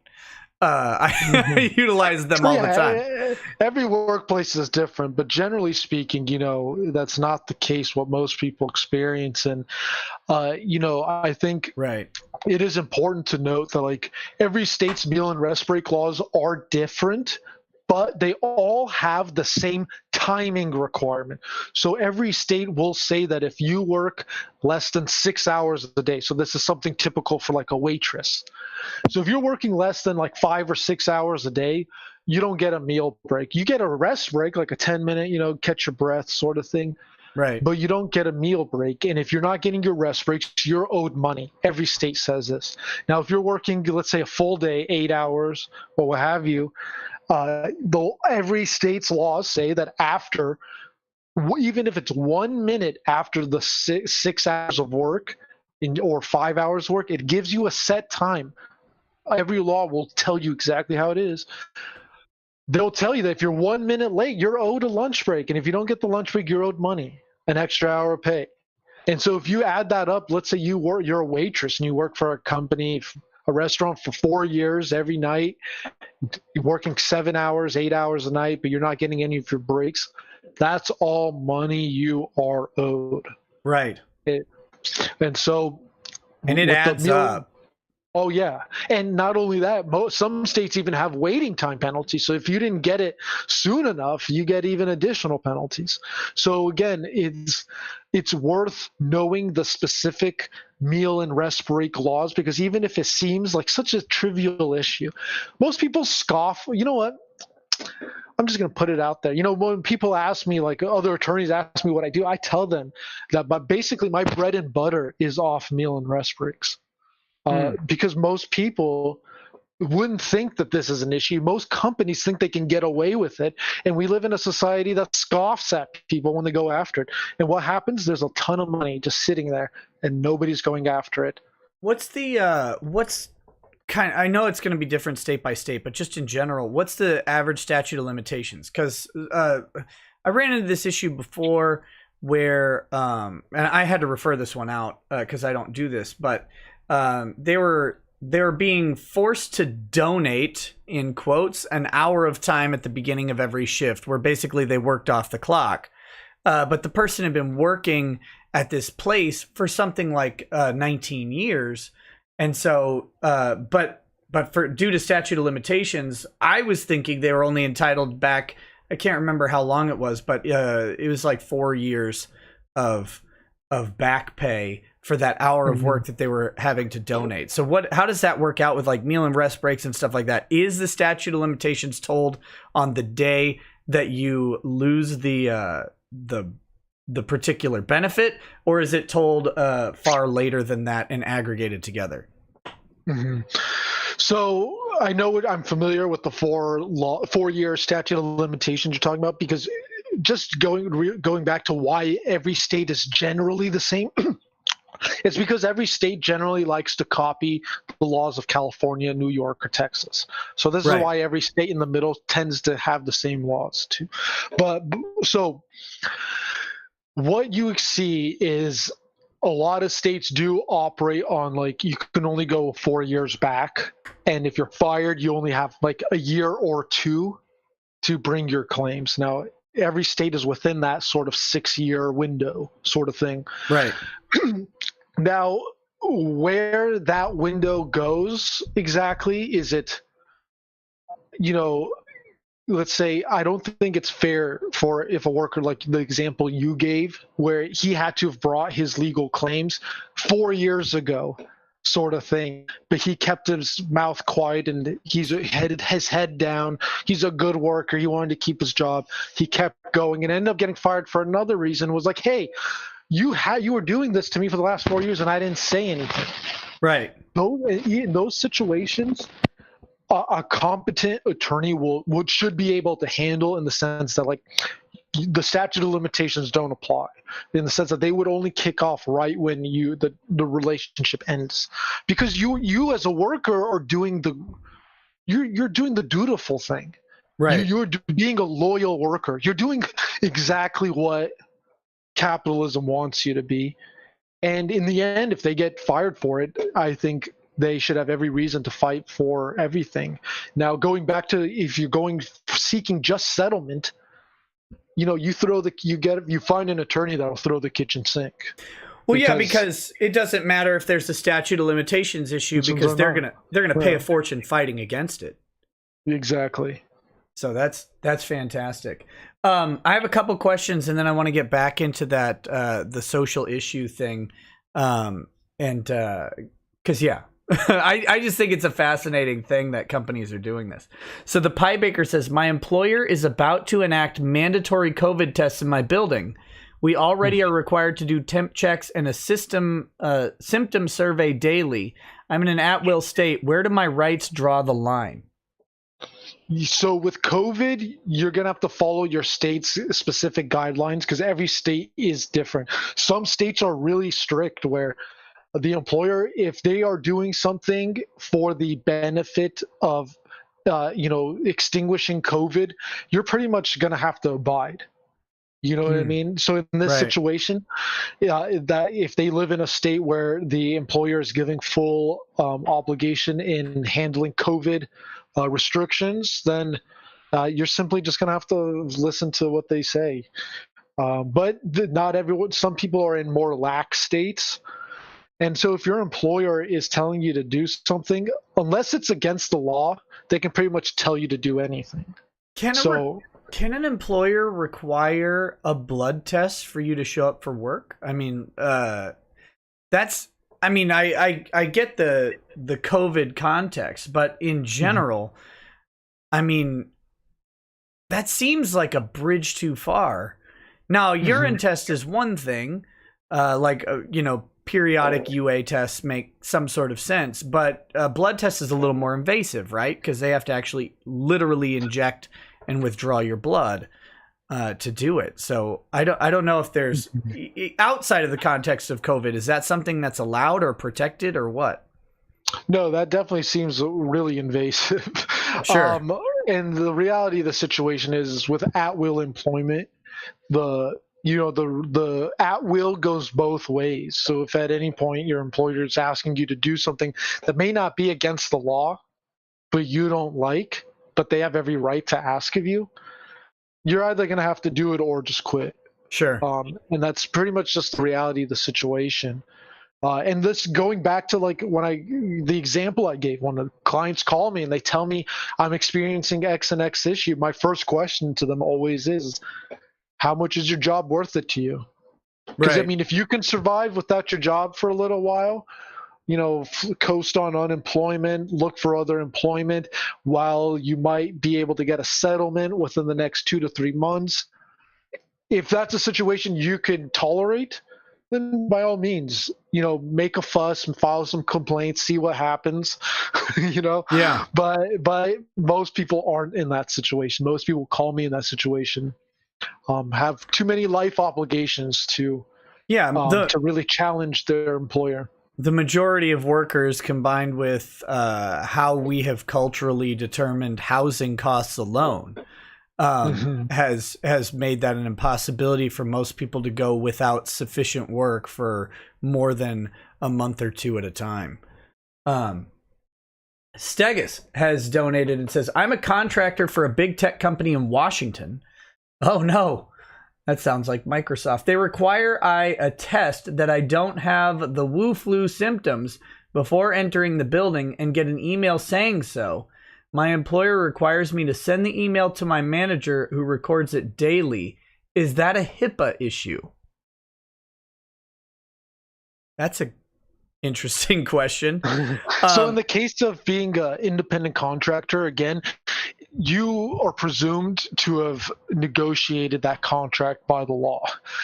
So if you didn't have any sort of provision to handle this sort of situation, at the end of the day, it's going to come down to whatever you and your the other contractor agreed to.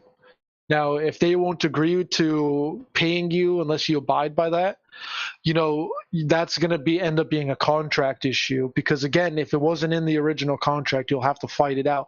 But the problem, again, going back to the difference between an independent contractor and an employee, excuse me, is an employee does have more access to the legal system than an independent contractor.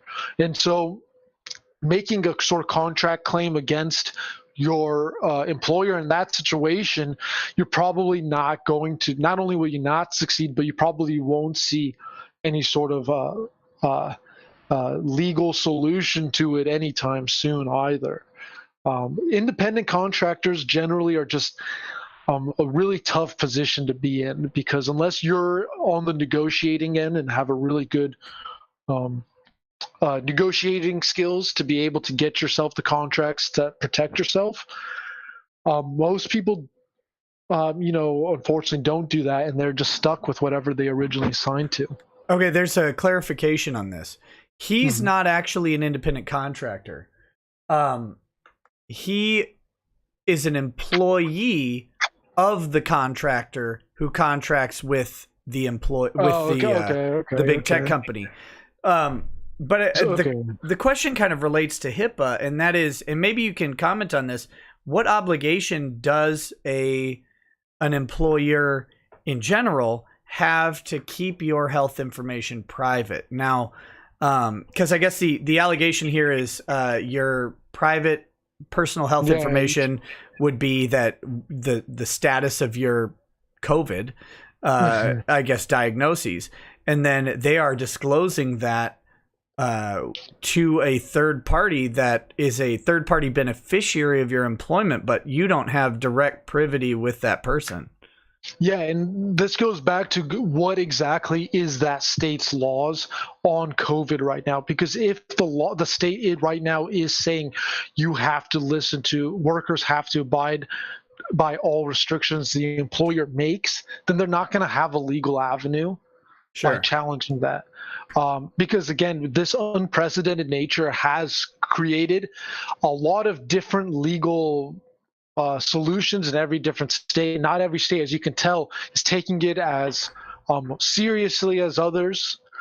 So the states where it may be more relaxed, you're not going to have that legal avenue to challenge your employer. So I don't know where, just because his contract work is in Washington, it still depends where he is an employee for his main employer. So whatever states that is, you'd have to look at what their COVID guidelines are, because if they're telling employers that they have to have these strict policies, and if employees do not abide, they can fire them. That is the case right now with many states. Sure. And the reality is the propriety of some of these laws may not get resolved for the next couple years. Exactly. So your answer in the meantime is, as Perseus said before, comply if you can, or if you can afford to not comply and it offends your sense of employment or justice or whatever to the point where you're willing to pay that cost, don't. And that's your two options right now. Legally, those fights will happen over the next several years as to what actual powers do employers have and what powers do states have in a pandemic. That stuff's all going to be resolved, by about 2027, frankly. Yeah. That's just the speed at which things get to the court.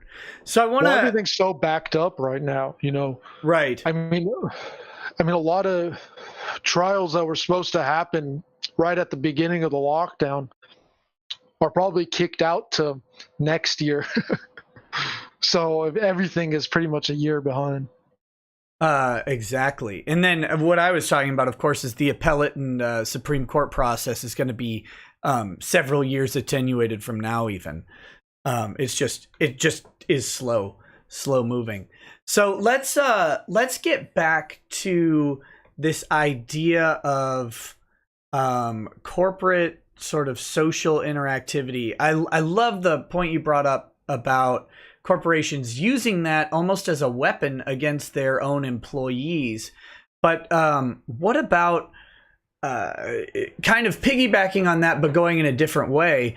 What about like this more recent trend of attributing employee speech that they do in private, off of work time, to terminations that happen at work? Like, let's say someone has some unpopular opinions, they get doxxed, so to speak, and then the employer is then pressured to terminate them.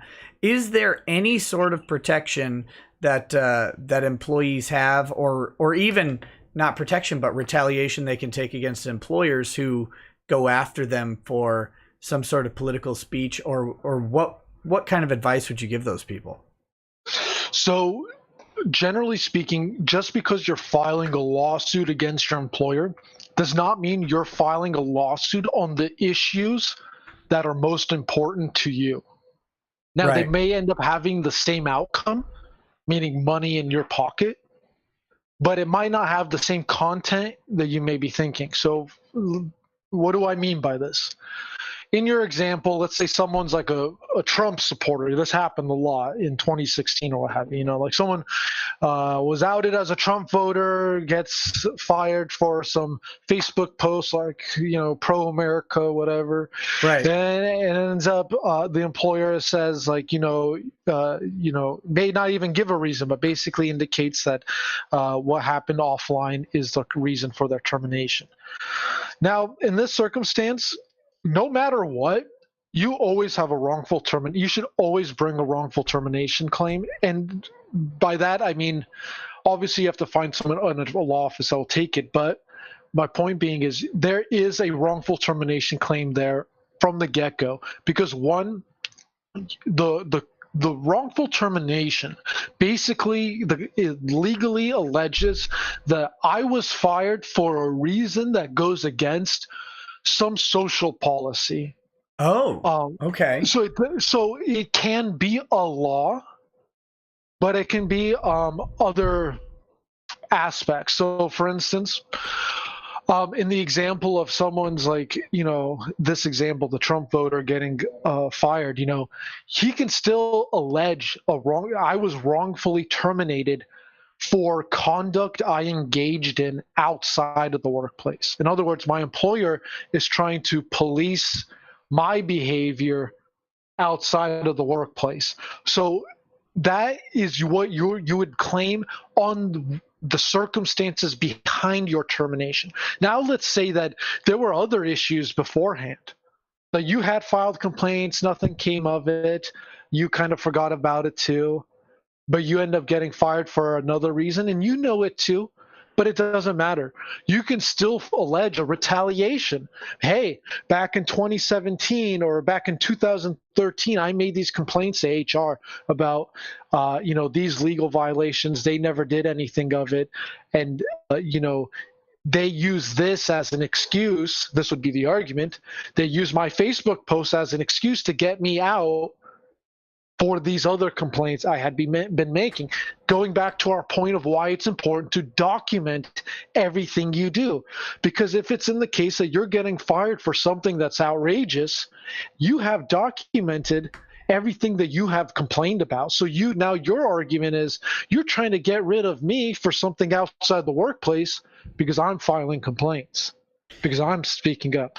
So now basically, sure. And going back to everyone has meal and rest break and overtime issues, if you really look at the law, you end up bringing a lot of other claims that may not actually relate to your Facebook post that caused all of this. Right. But still, they have to hire the legal team to address it and go through the process.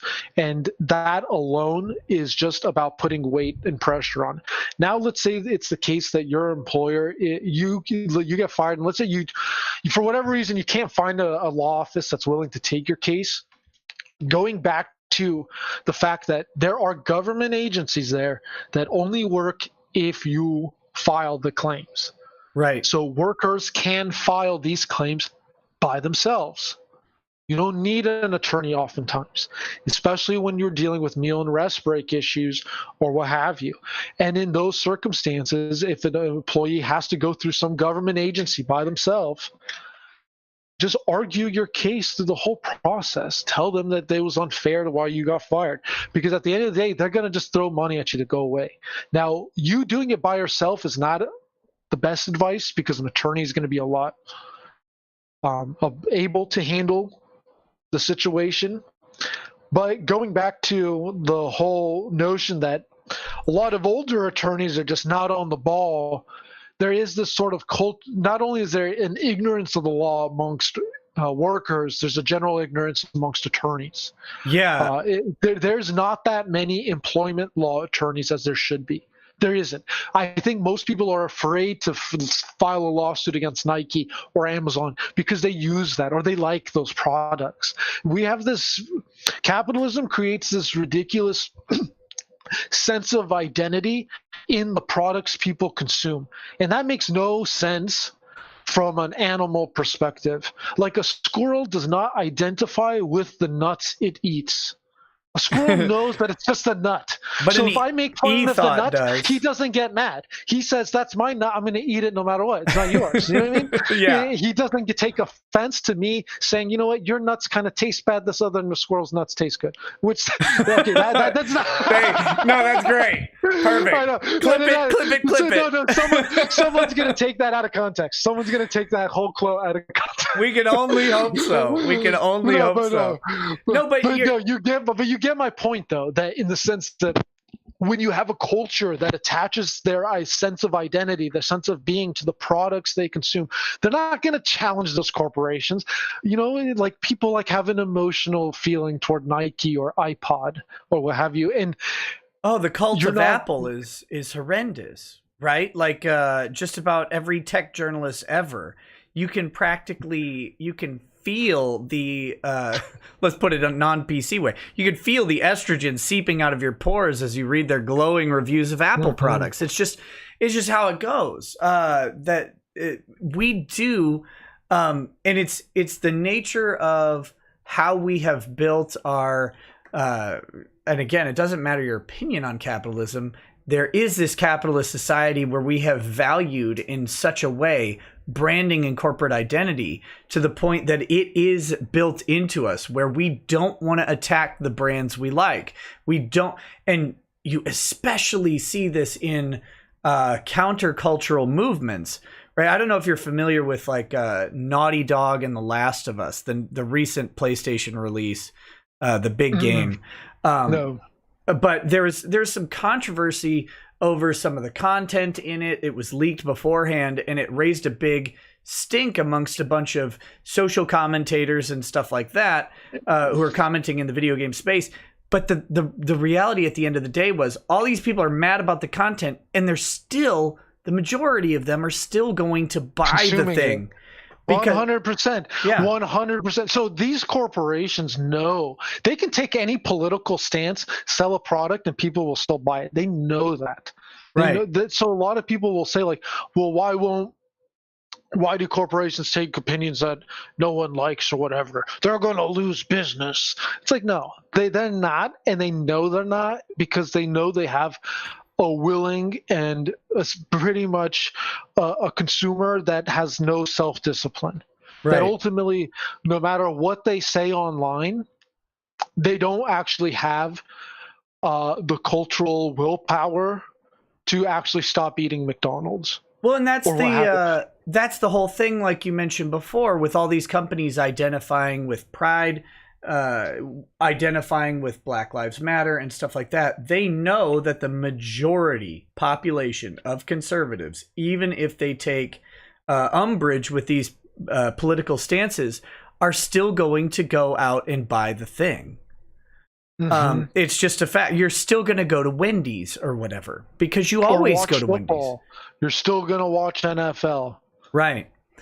And until we see people moving away from that in any real way, which is interestingly, this maybe you could comment on this. I'm just kind of musing now, but it's interesting how we as consumers could take note from the worker revolutions of the industrial age to say that, you know, the workers did do strikes. They really did rebel against the hands that fed them, with the intent of impacting the practices that were in place. And we have largely stepped away from that. I mean, we have social activism all the time, but it's toothless. Because either corporations will just immediately bend to the will of certain leftist movements, like Black Lives Matter, and the pride sort of stuff. They'll just immediately cave, and then it's like, okay, well, they'll leave us alone, and the right won't act up in any sort of way to say, no. we really want to counter culture. And you know, I actually, in my practice, I've helped unions form. I have represented a union before. When I hear the right say that, oh, we don't need unions, they're all leftists. You know why they're leftists? Because you won't fucking do it. You're not making a union. You fucking idiot. That's the reality of the situation. Like, everything is a battleground, like I said. Yeah. So just because the formation, you form there is an institution, does not mean that there isn't a sort of political battleground as to how it is to operate. And so, yes, the unions today for many industries do suck, but not all of them. I mean, I know a lot of carpenters, a lot of electricians. So thankful to have a union, to be able to have a home with a family, kids, take 3 months off to spend time with kids. Like, that stuff that's very meaningful nowadays. Right. Because you don't hear about that often, especially unless you own your own business, right? Unless you own your own business, you're not taking 3 months off work just to raise the kids or what have you when they're 8 and 9 years old, you know, like prime time in their life when they should have at least one parent home, you know, if not both. But a union can actually help have both parents home. Right. Whereas capitalism requires both spouses to work. So, well, I don't know if capitalism requires both spouses to work, but if you're trying to maximize income, that would be the idea. But sure. You know, capitalism it allows you the freedom to take that lesser income if you want. Capitalism definitely promotes both spouses to work, and you can kind of see this with the whole feminism, anti-marriage, anti-family sort of movement that was championed to get women to leave the rural areas to work the factories for cheaper labor. So, going back to like corporations taking a stance on social issues, it's in every corporation's benefit to be pro-abortion, to be against traditional values, to be atheist, to promote atheism so that people will less likely want to go to church or engage in their communities. Or why is religion so important nowadays? I think spirituality is so important because it's the only thing that can kill consumerism. Going back to this, why are people so attached to their iPods? And so if I make fun of their iPod's color, they get upset. The reason why this phenomenon happens is because they worship the product as a consumer fundamentally. Yeah, a man in the absence of a priest, a man will make one, right? Is some adage like that. Yeah, something to that effect.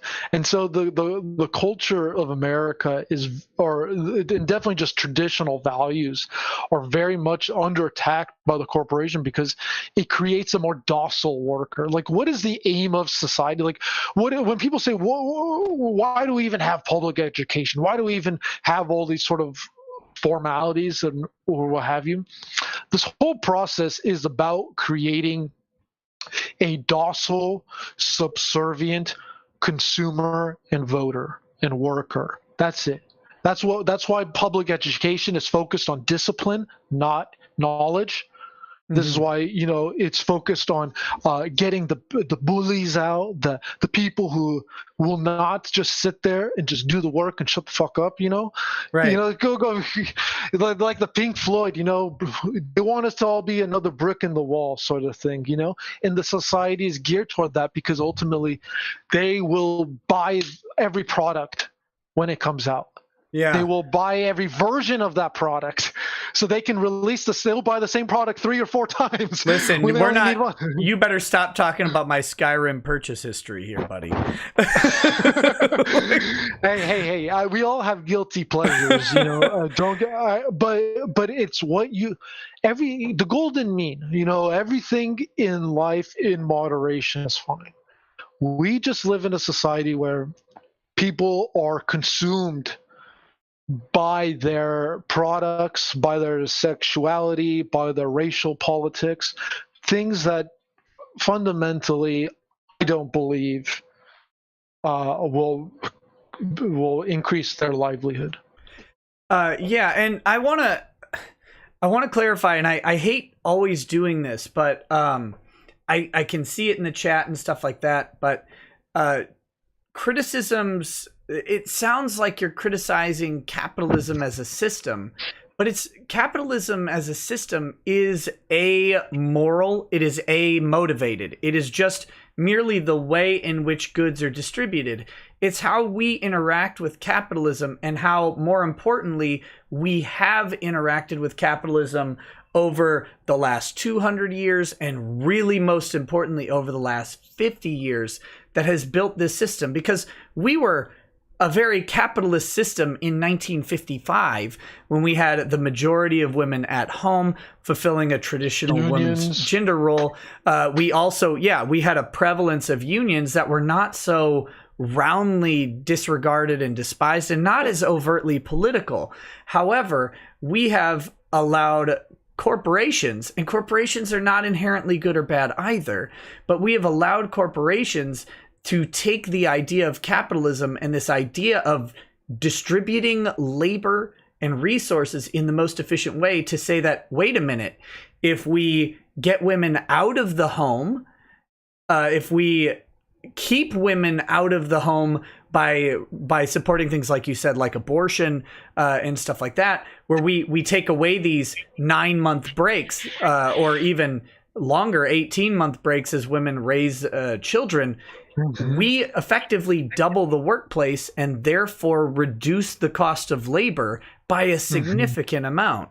They've done that, and we as a society have gone along with that. That's not an indictment of capitalism, but it's recognizing the system that we operate under, and maybe an indictment of the companies that we support and the policies that we support leading into that. Those are very, very different things. Like I for one would suggest that a socialist or communist country would have in similar ideas about who should be in the workplace. Everyone, comrade, right? Like all of them, but they would go about getting there in just a different way. America is a concrete jungle. So to analyze economic systems based on ideologies, especially past ideologies, or to compare it to other countries' systems is not realistic. The way, going back to the beginning of our conversation, the way I look at capitalism is the same way I would look at a jungle or a forest. Like if I'm going to walk in there because I need to survive, the food is there, my home is there, or what have you, I need to know how to survive in that environment. So what capitalism is ideologically or on paper or in some person's notes or book 200 years ago, I don't know. I don't care, because that's not what I'm seeing or what workers are seeing. Sure. Right? We see the trees, we see the panthers, the snakes, the rivers, the other obstacles in the woods or the jungle that we have to essentially deal with. So what capitalism is to people, I don't know. I don't care. You just kind of have to call it as it is. And it is what capitalism is today is an extremely hostile cultural and economic system. It's extremely hostile to workers. It is 100% against civilization. Capitalism can operate without civilization. Why? Because capitalism only operates on markets. You can have a market in Somalia. You can have a market in Antarctica. You can have a market anywhere. Okay? A market is just people wanting to buy shit. That has nothing to do with living in a safe community. That has nothing to do with the education of children. That has nothing to do with the ability to form a family. None of that. Capitalism does not. Those things are in its way to creating markets in places where they don't even need to be markets. Well, that's the idea of capitalism, is maximizing market exposure, right? And I think it's important to recognize that some of the things you're saying, capitalism is opposed to society. Like, the society that we have is a product of a capitalist society. It may be borrowing socialist ideas. It may be borrowing communist ideas. You can take those ideas and incorporate them into capitalism to create markets. You can do that. And if you don't think so, just look at the large corporations that are doing this right now. I mean, the very fact that Amazon is releasing a statement on Black Lives Matter, they have made a calculated decision that is the best capitalist approach to their business model. I mean, that's even though the Black Lives Matter message is overtly socialist when you go and look at their manifesto. Think about it. Walmart was selling Che Guevara shirts. Exactly. Why? Why? Because it's not about ideology. Well, capitalism will sell you communist ideology because it knows that's not how power works. Right. So I just want to put that out there for the chat. Some people are accusing you. I don't know if you can see the chat or not, or if you're even paying attention. I'm not. Some people are accusing you of being a dirty, filthy communist and stuff like that. But it's I will be honest. I attached myself to no secular ideology. I would say I'm more of a theist in the sense that I believe society needs God and should operate around God. We would agree very heavily in that perspective. just so we're clear on that. I do too. Secularis sent a comment, says society is so helpless in their addiction to short-term satisfaction, fast food, porn, entertainment, that they will never take the feed bag off long enough to question why they have a boot on their neck. The gods of America is apathy and pleasure. So kind of an interesting statement there. Well, here's so I do have a bunch of the smaller chats that I've kind of let build up over the course of our stream. And before I run through those, I wanted to ask you if there were any kind of final points you wanted to make on the ideas that we've talked about, and then we'll run through those chats if you're willing to stay, and we can wrap up after that. No, this was good. Thank you so much. Yeah, I've enjoyed this discussion. It's great to get kind of it's a different perspective than we normally get. And of course, it's a different practice area for me, but it's also a different but not opposed ideological perspective that I find really refreshing to kind of discuss and flesh out ideas and approach things from different ways. So I've been very appreciative of that. Thank you. Okay, so I'm gonna run through these chats, and if you have any comment on any of them, just step over me because they're gonna cover some of them might just be inside jokes, and then others might actually have some substantive questions. So do not hesitate to step over me on this. Civil Servant says, is it true that public employees don't have the same privacy as everyone else? I had heard that they're all persons of public interest since they get paid in tax dollars. I would say... So, yeah, absolutely. Everything that I have said today relates to private employees in the private sector.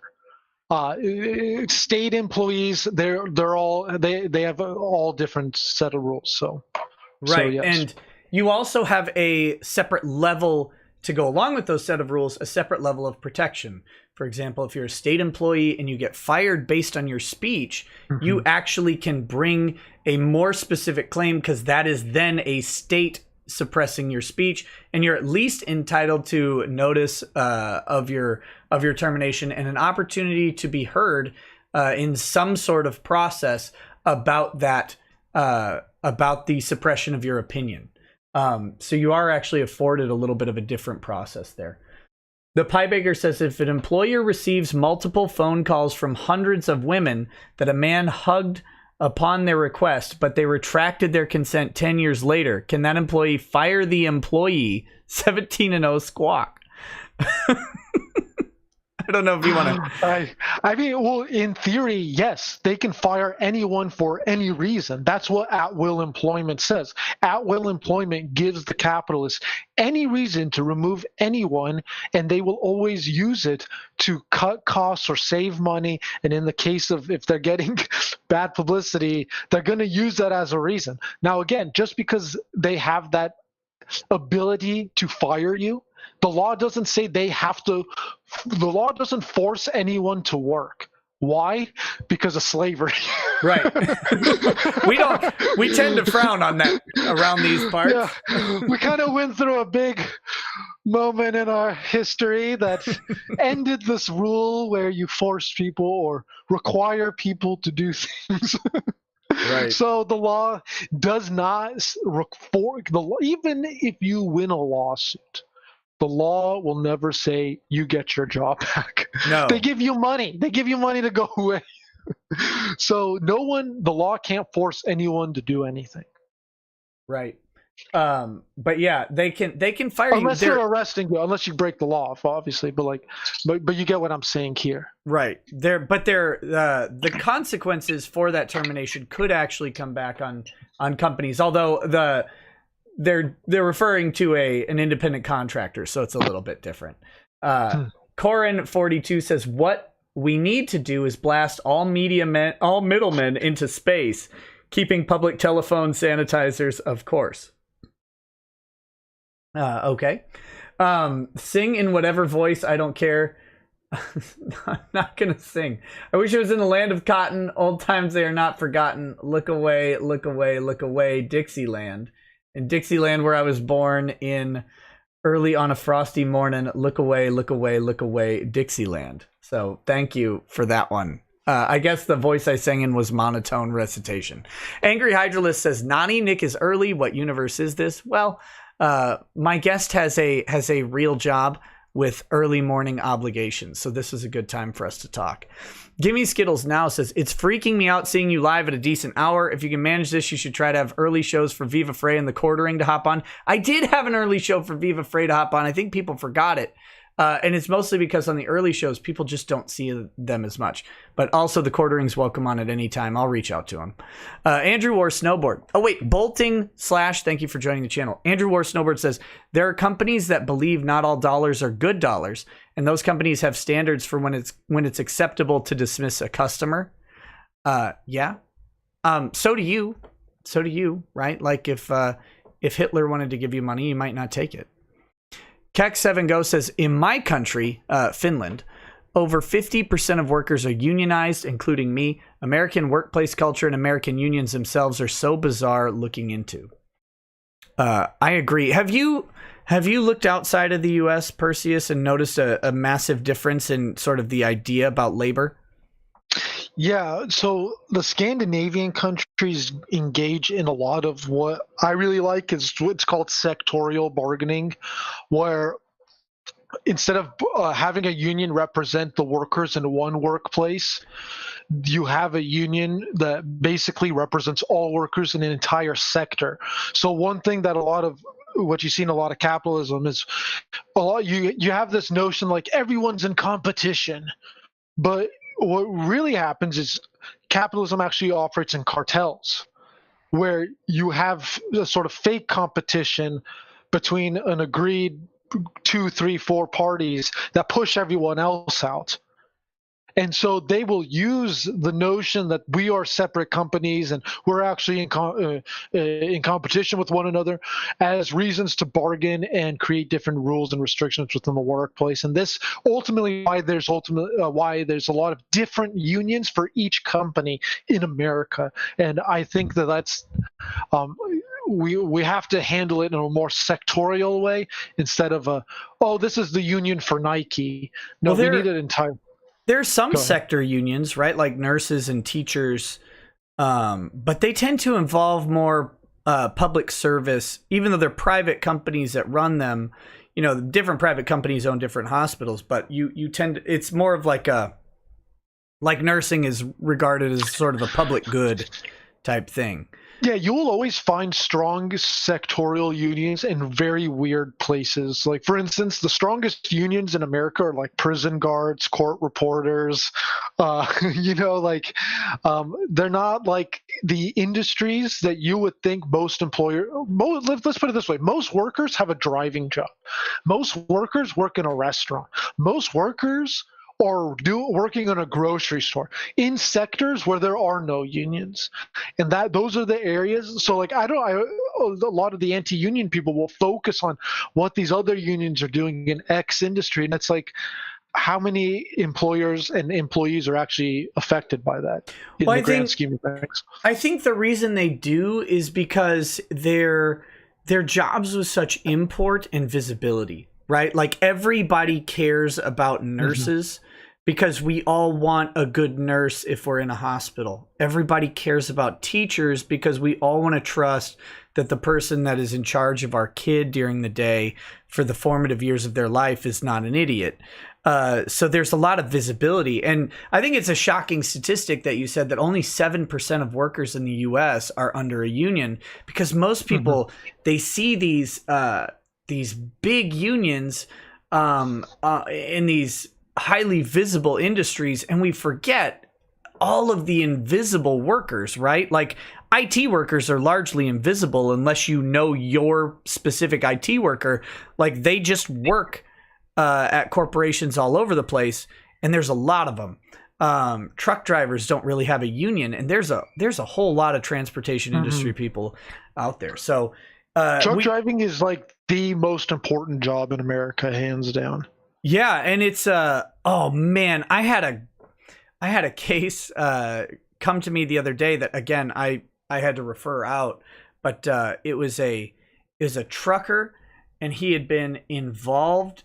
He had been, you can only drive like 14 hours, and then you have to take a mandatory rest period. His employer had asked him to go over the rest period. He had been involved in a collision that was ruled not his fault. Then he had to get deposed, and then his employer was demanding that he get back on the road for his next shift, even though he hadn't slept. He's asking what to do, and I'm like, don't. Don't do that. Yeah, no. But truck driving is a terrible industry. That it's unfortunate what they do to a lot of workers, and that's a perfect example of what I'm talking about. A field that needs sectorial bargaining. Right, just across the field. And because a lot of truckers are owner operators and therefore independent contractors, they often get left out of sort of the consideration. But even that is pretty murky too, because a lot of, again, with Uber, they're all independent contractors technically, but are they? I mean, all they do is drive for Uber all day. So go ahead. So, and even if it's the case that they're driving for other app-based companies, that's still a case for sectorial bargaining, because how many other app-based driving companies are there? Lyft, Right. Well, two more. So again, going back to the notion that capitalism operates on cartels, there's no other competitor for the worker to go to that's going to pay them better. Okay, I'm going to put you on the spot because this is the best way to get the result I want. And I'm a capitalist. So I would like to invite you on again at some time in the future for another show regarding, I guess, how you would go about structuring a creators union for this new social media creatorship that we have, right? Like, I'm a YouTube guy. This is my primary employment. When I file my taxes, I file as an entertainer, and lawyering is my secondary business because I made that shift.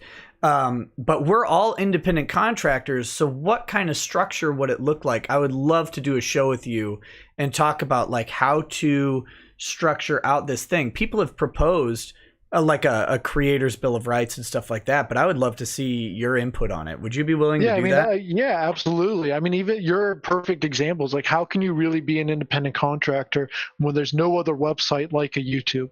Right. I mean, there are a couple other places you can stream, but none of them have the same sort of exposure and income. It's not the same. Exactly. So, man, so we'll talk. I'd love to set up that show and explore kind of what that looks like. Okay, back to these chats here. Ice Baron says, how about being canned for religion/disability in Washington state? HRC pretty much did nothing. EEOC sitting on an appeal/hands with no answer so far. Mm-hmm.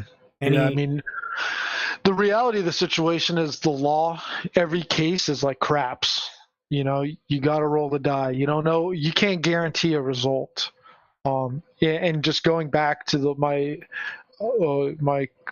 claim that, you know, generally speaking, America does have a higher accuracy rate. So that doesn't mean it's perfect or it's going to work out every single time. You know, my best advice every single time is to just find an attorney who believes in you. Find an attorney who really believes your case. And really, that's just the best way to go about it, is to just have a good sense of trust. I mean, I'll be honest with you, man. My whole business is my practice, and I don't spend a dime on advertising. I don't spend a dime on marketing. The way I have had a successful career is because I put in good work. And when you work good, when you work hard and you do good work, you know, they spread your word out. And so the reality is, like, you just have to find an attorney who really just believes in you in every case situation. You know, whether you're charged with a crime or you need to bring a claim for termination, you know, you just got to find someone you trust. I like what you said, though. Find an attorney that believes in you, because I often get the question, maybe you do too, but it's like, how do I pick a good attorney? It's like, well, there isn't a set of things that you can just check off. I mean, but you do need to find an attorney, not who's looking to exploit your situation, but who actually believes in your cause and can then say, look, here are the things we can do. And for me, it's always, will the attorney tell you the weaknesses and the risks and bluntly tell you them? I don't know if you have anything to add to that, but. Yeah, I mean, I'm very realistic with all my clients. I mean, the reality of the situation is, like, it is a sort of game of craps that they're better off trying to seek settlement than fighting.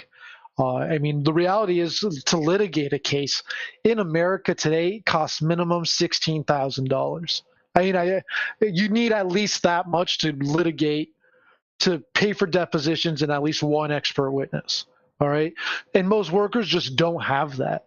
So, and that's an unfortunate reality where a union would normally be able to pay those litigation costs. You know, they unfortunately don't have that. So, you have to be very realistic about what's possible and what your goals are and what is most reasonable in light of the evidence. Bad Vibe says, okay, who are you and what did you do with rackets and latent gay? No, listen, I'm me. You know it. Shadows King 101 says, speaking of being late, you were late this time, not me. Armando de Erico says, for your proper respect of the Primarch, the Emperor protects. Yes, and Robute is his avenging son. The Atomisk says, sounds like a young Bernie Sanders, quote, corporations. Oh, see, that's the criticism I was talking about. It's not really a criticism, though, because there's not much intellectual thinking there that went behind that statement for me to really take offense to. So I don't know. It's not a criticism. I think we have set up capitalism as a sacred cow, and to the point where again, any talk about how capitalism is utilized omits the fact that capitalism is an amoral, agendaed thing that exists to maximize the distribution of resources into the hands of the resource gatherers, and then figure out how they can best utilize them for their own benefit. And so as long as we put that as a sacred thing, we ignore that people can use that for very bad purposes very easily. You know, the reality of the situation is Americans aren't taught the proper perspective of America. America was a slaveholders' revolt to create a capitalist playground. It was never about taxes. Oh, I mean, yeah, it was about taxes. They do tell us that. They are honest about that.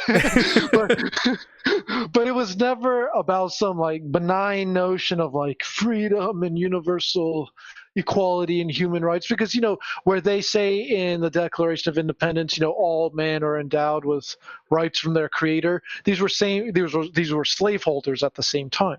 So what were they talking about? What was the Constitution formed around? Who is America protecting?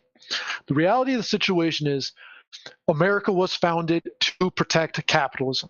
America was founded as a capitalist playground, and we know this because it's written in the Constitution itself. The Constitution says that everyone here has the right to contract, the freedom to contract. What does the freedom to contract mean? I have a whole article on this on my website. Again, this is a lot more technical, more of a philosophical discussion that's not really in the purview of my clients. But just for the sake of this conversation, I will say that the formation of the Constitution itself, the language and the way rights are framed around property, liberty, contract, these things were to protect capitalists, moneyed interests. That is what America was founded on. That's what the law protects, and that's why we have a society that is the way it is today. So when you see it on both the left and the right, in the sense that, like, they have this notion that America was founded by men of good moral character who were trying to create a new, maybe there were some people like that. Sure, I guarantee there were. But at the end of the day, the people who wrote the Constitution, or even the Articles of Confederation, which were even more lax, which created essentially no federal government, which is a capitalist dream, So, and this is how we know capitalism has to be against civilization. Because what is civilization? Civilization is the centralization of power. What is capitalism? Capitalism is the decentralization of power. Right. And again, I think people automatically read negatives into that, but there's something to be said about the decentralization of power, right? Like, we are almost, I don't want to say theologically, but in some ways theologically opposed to control by the state. Well, what better check on the state is there than taking power away from the central element of the state and putting it in the hands of whoever can grab it? That's an actual, in many ways, I would consider that a moral good. I don't trust the state. And even though it ends up with me having corporate overlords, I would rather have corporate overlords that I, in theory, can have some monetary control over, rather than a state that could legislate me out of existence if they wanted to.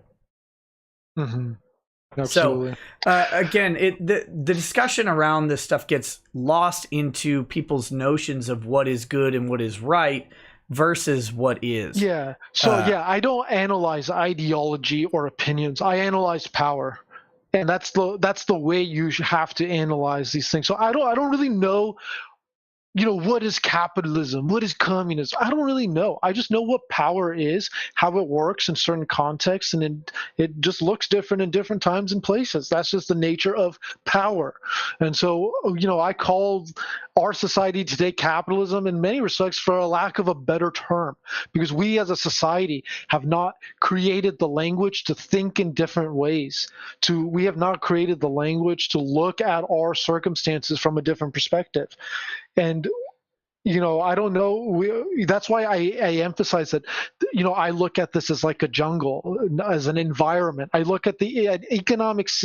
What is economics? I think of it as an environment, an ecosystem, as opposed to ideologies of capitalism, communism, principles of freedom to contract and liberty. Like, I don't know what the fuck any of that means, because I know at the end of the day, one person is telling someone else what to do, and they're doing it for either no money as a slave or some money as a wage worker. And everything else in between is a product of power relations.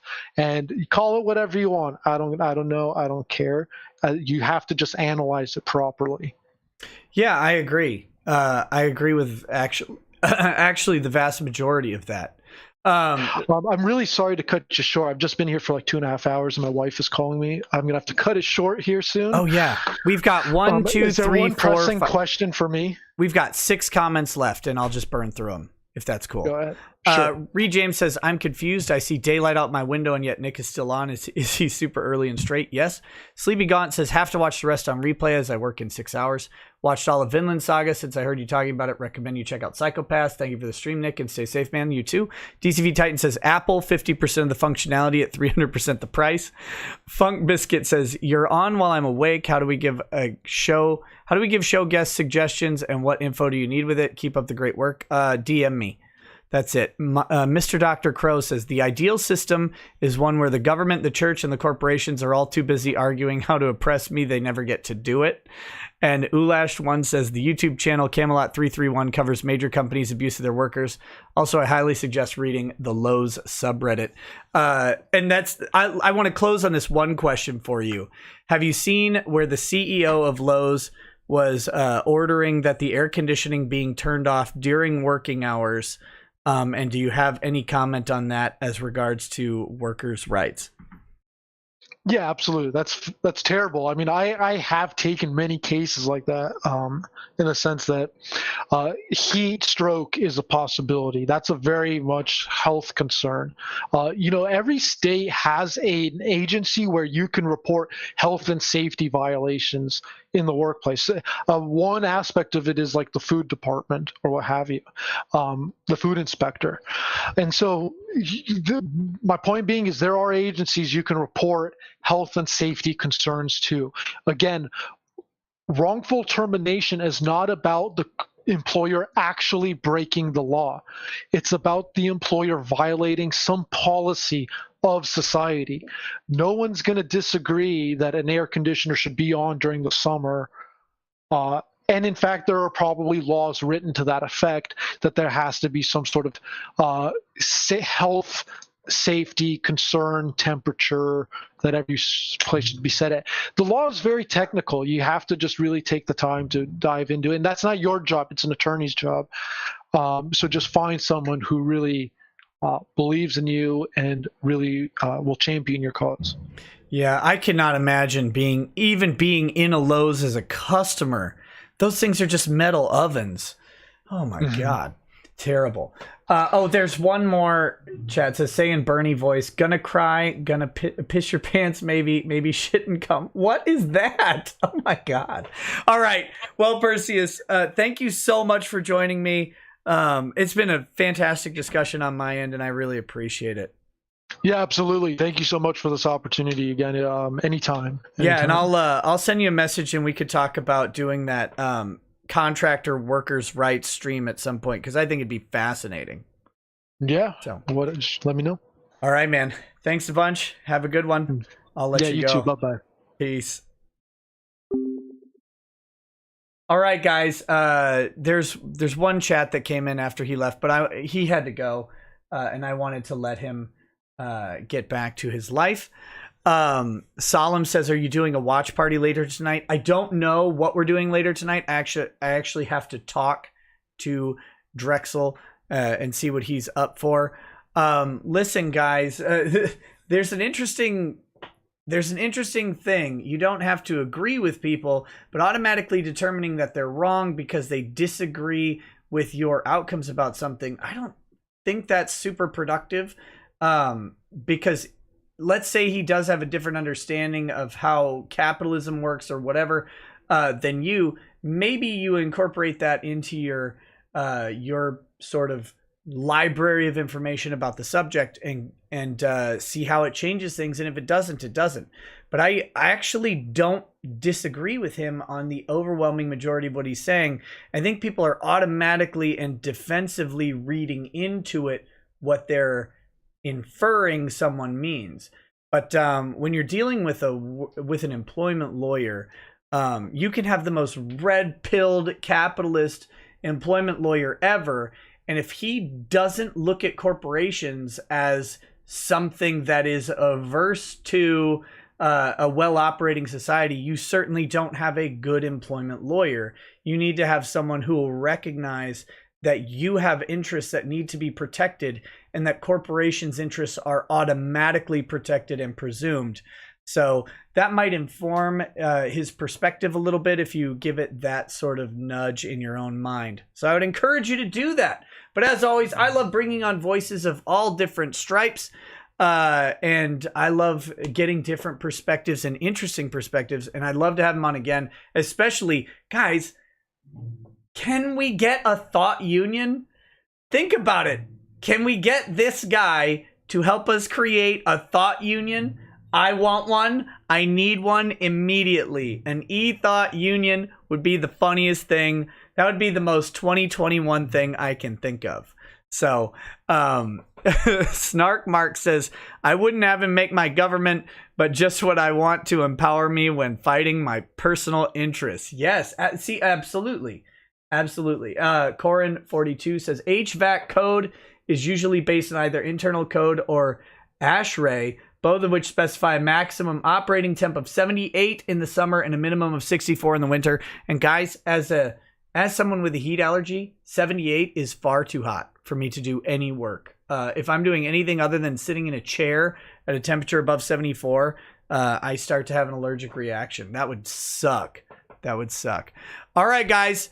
Thanks a bunch for hanging out with me today. I don't know if we're going to do a show tonight. I got to go talk to Drexel. If we are, I'll announce it on Twitter ASAP and where to find it. I hope you guys have a good night, good day. If I don't see you later, I do hope to see you later. We'll see what's going on. All right, guys. Have a good day. Peace. Peace.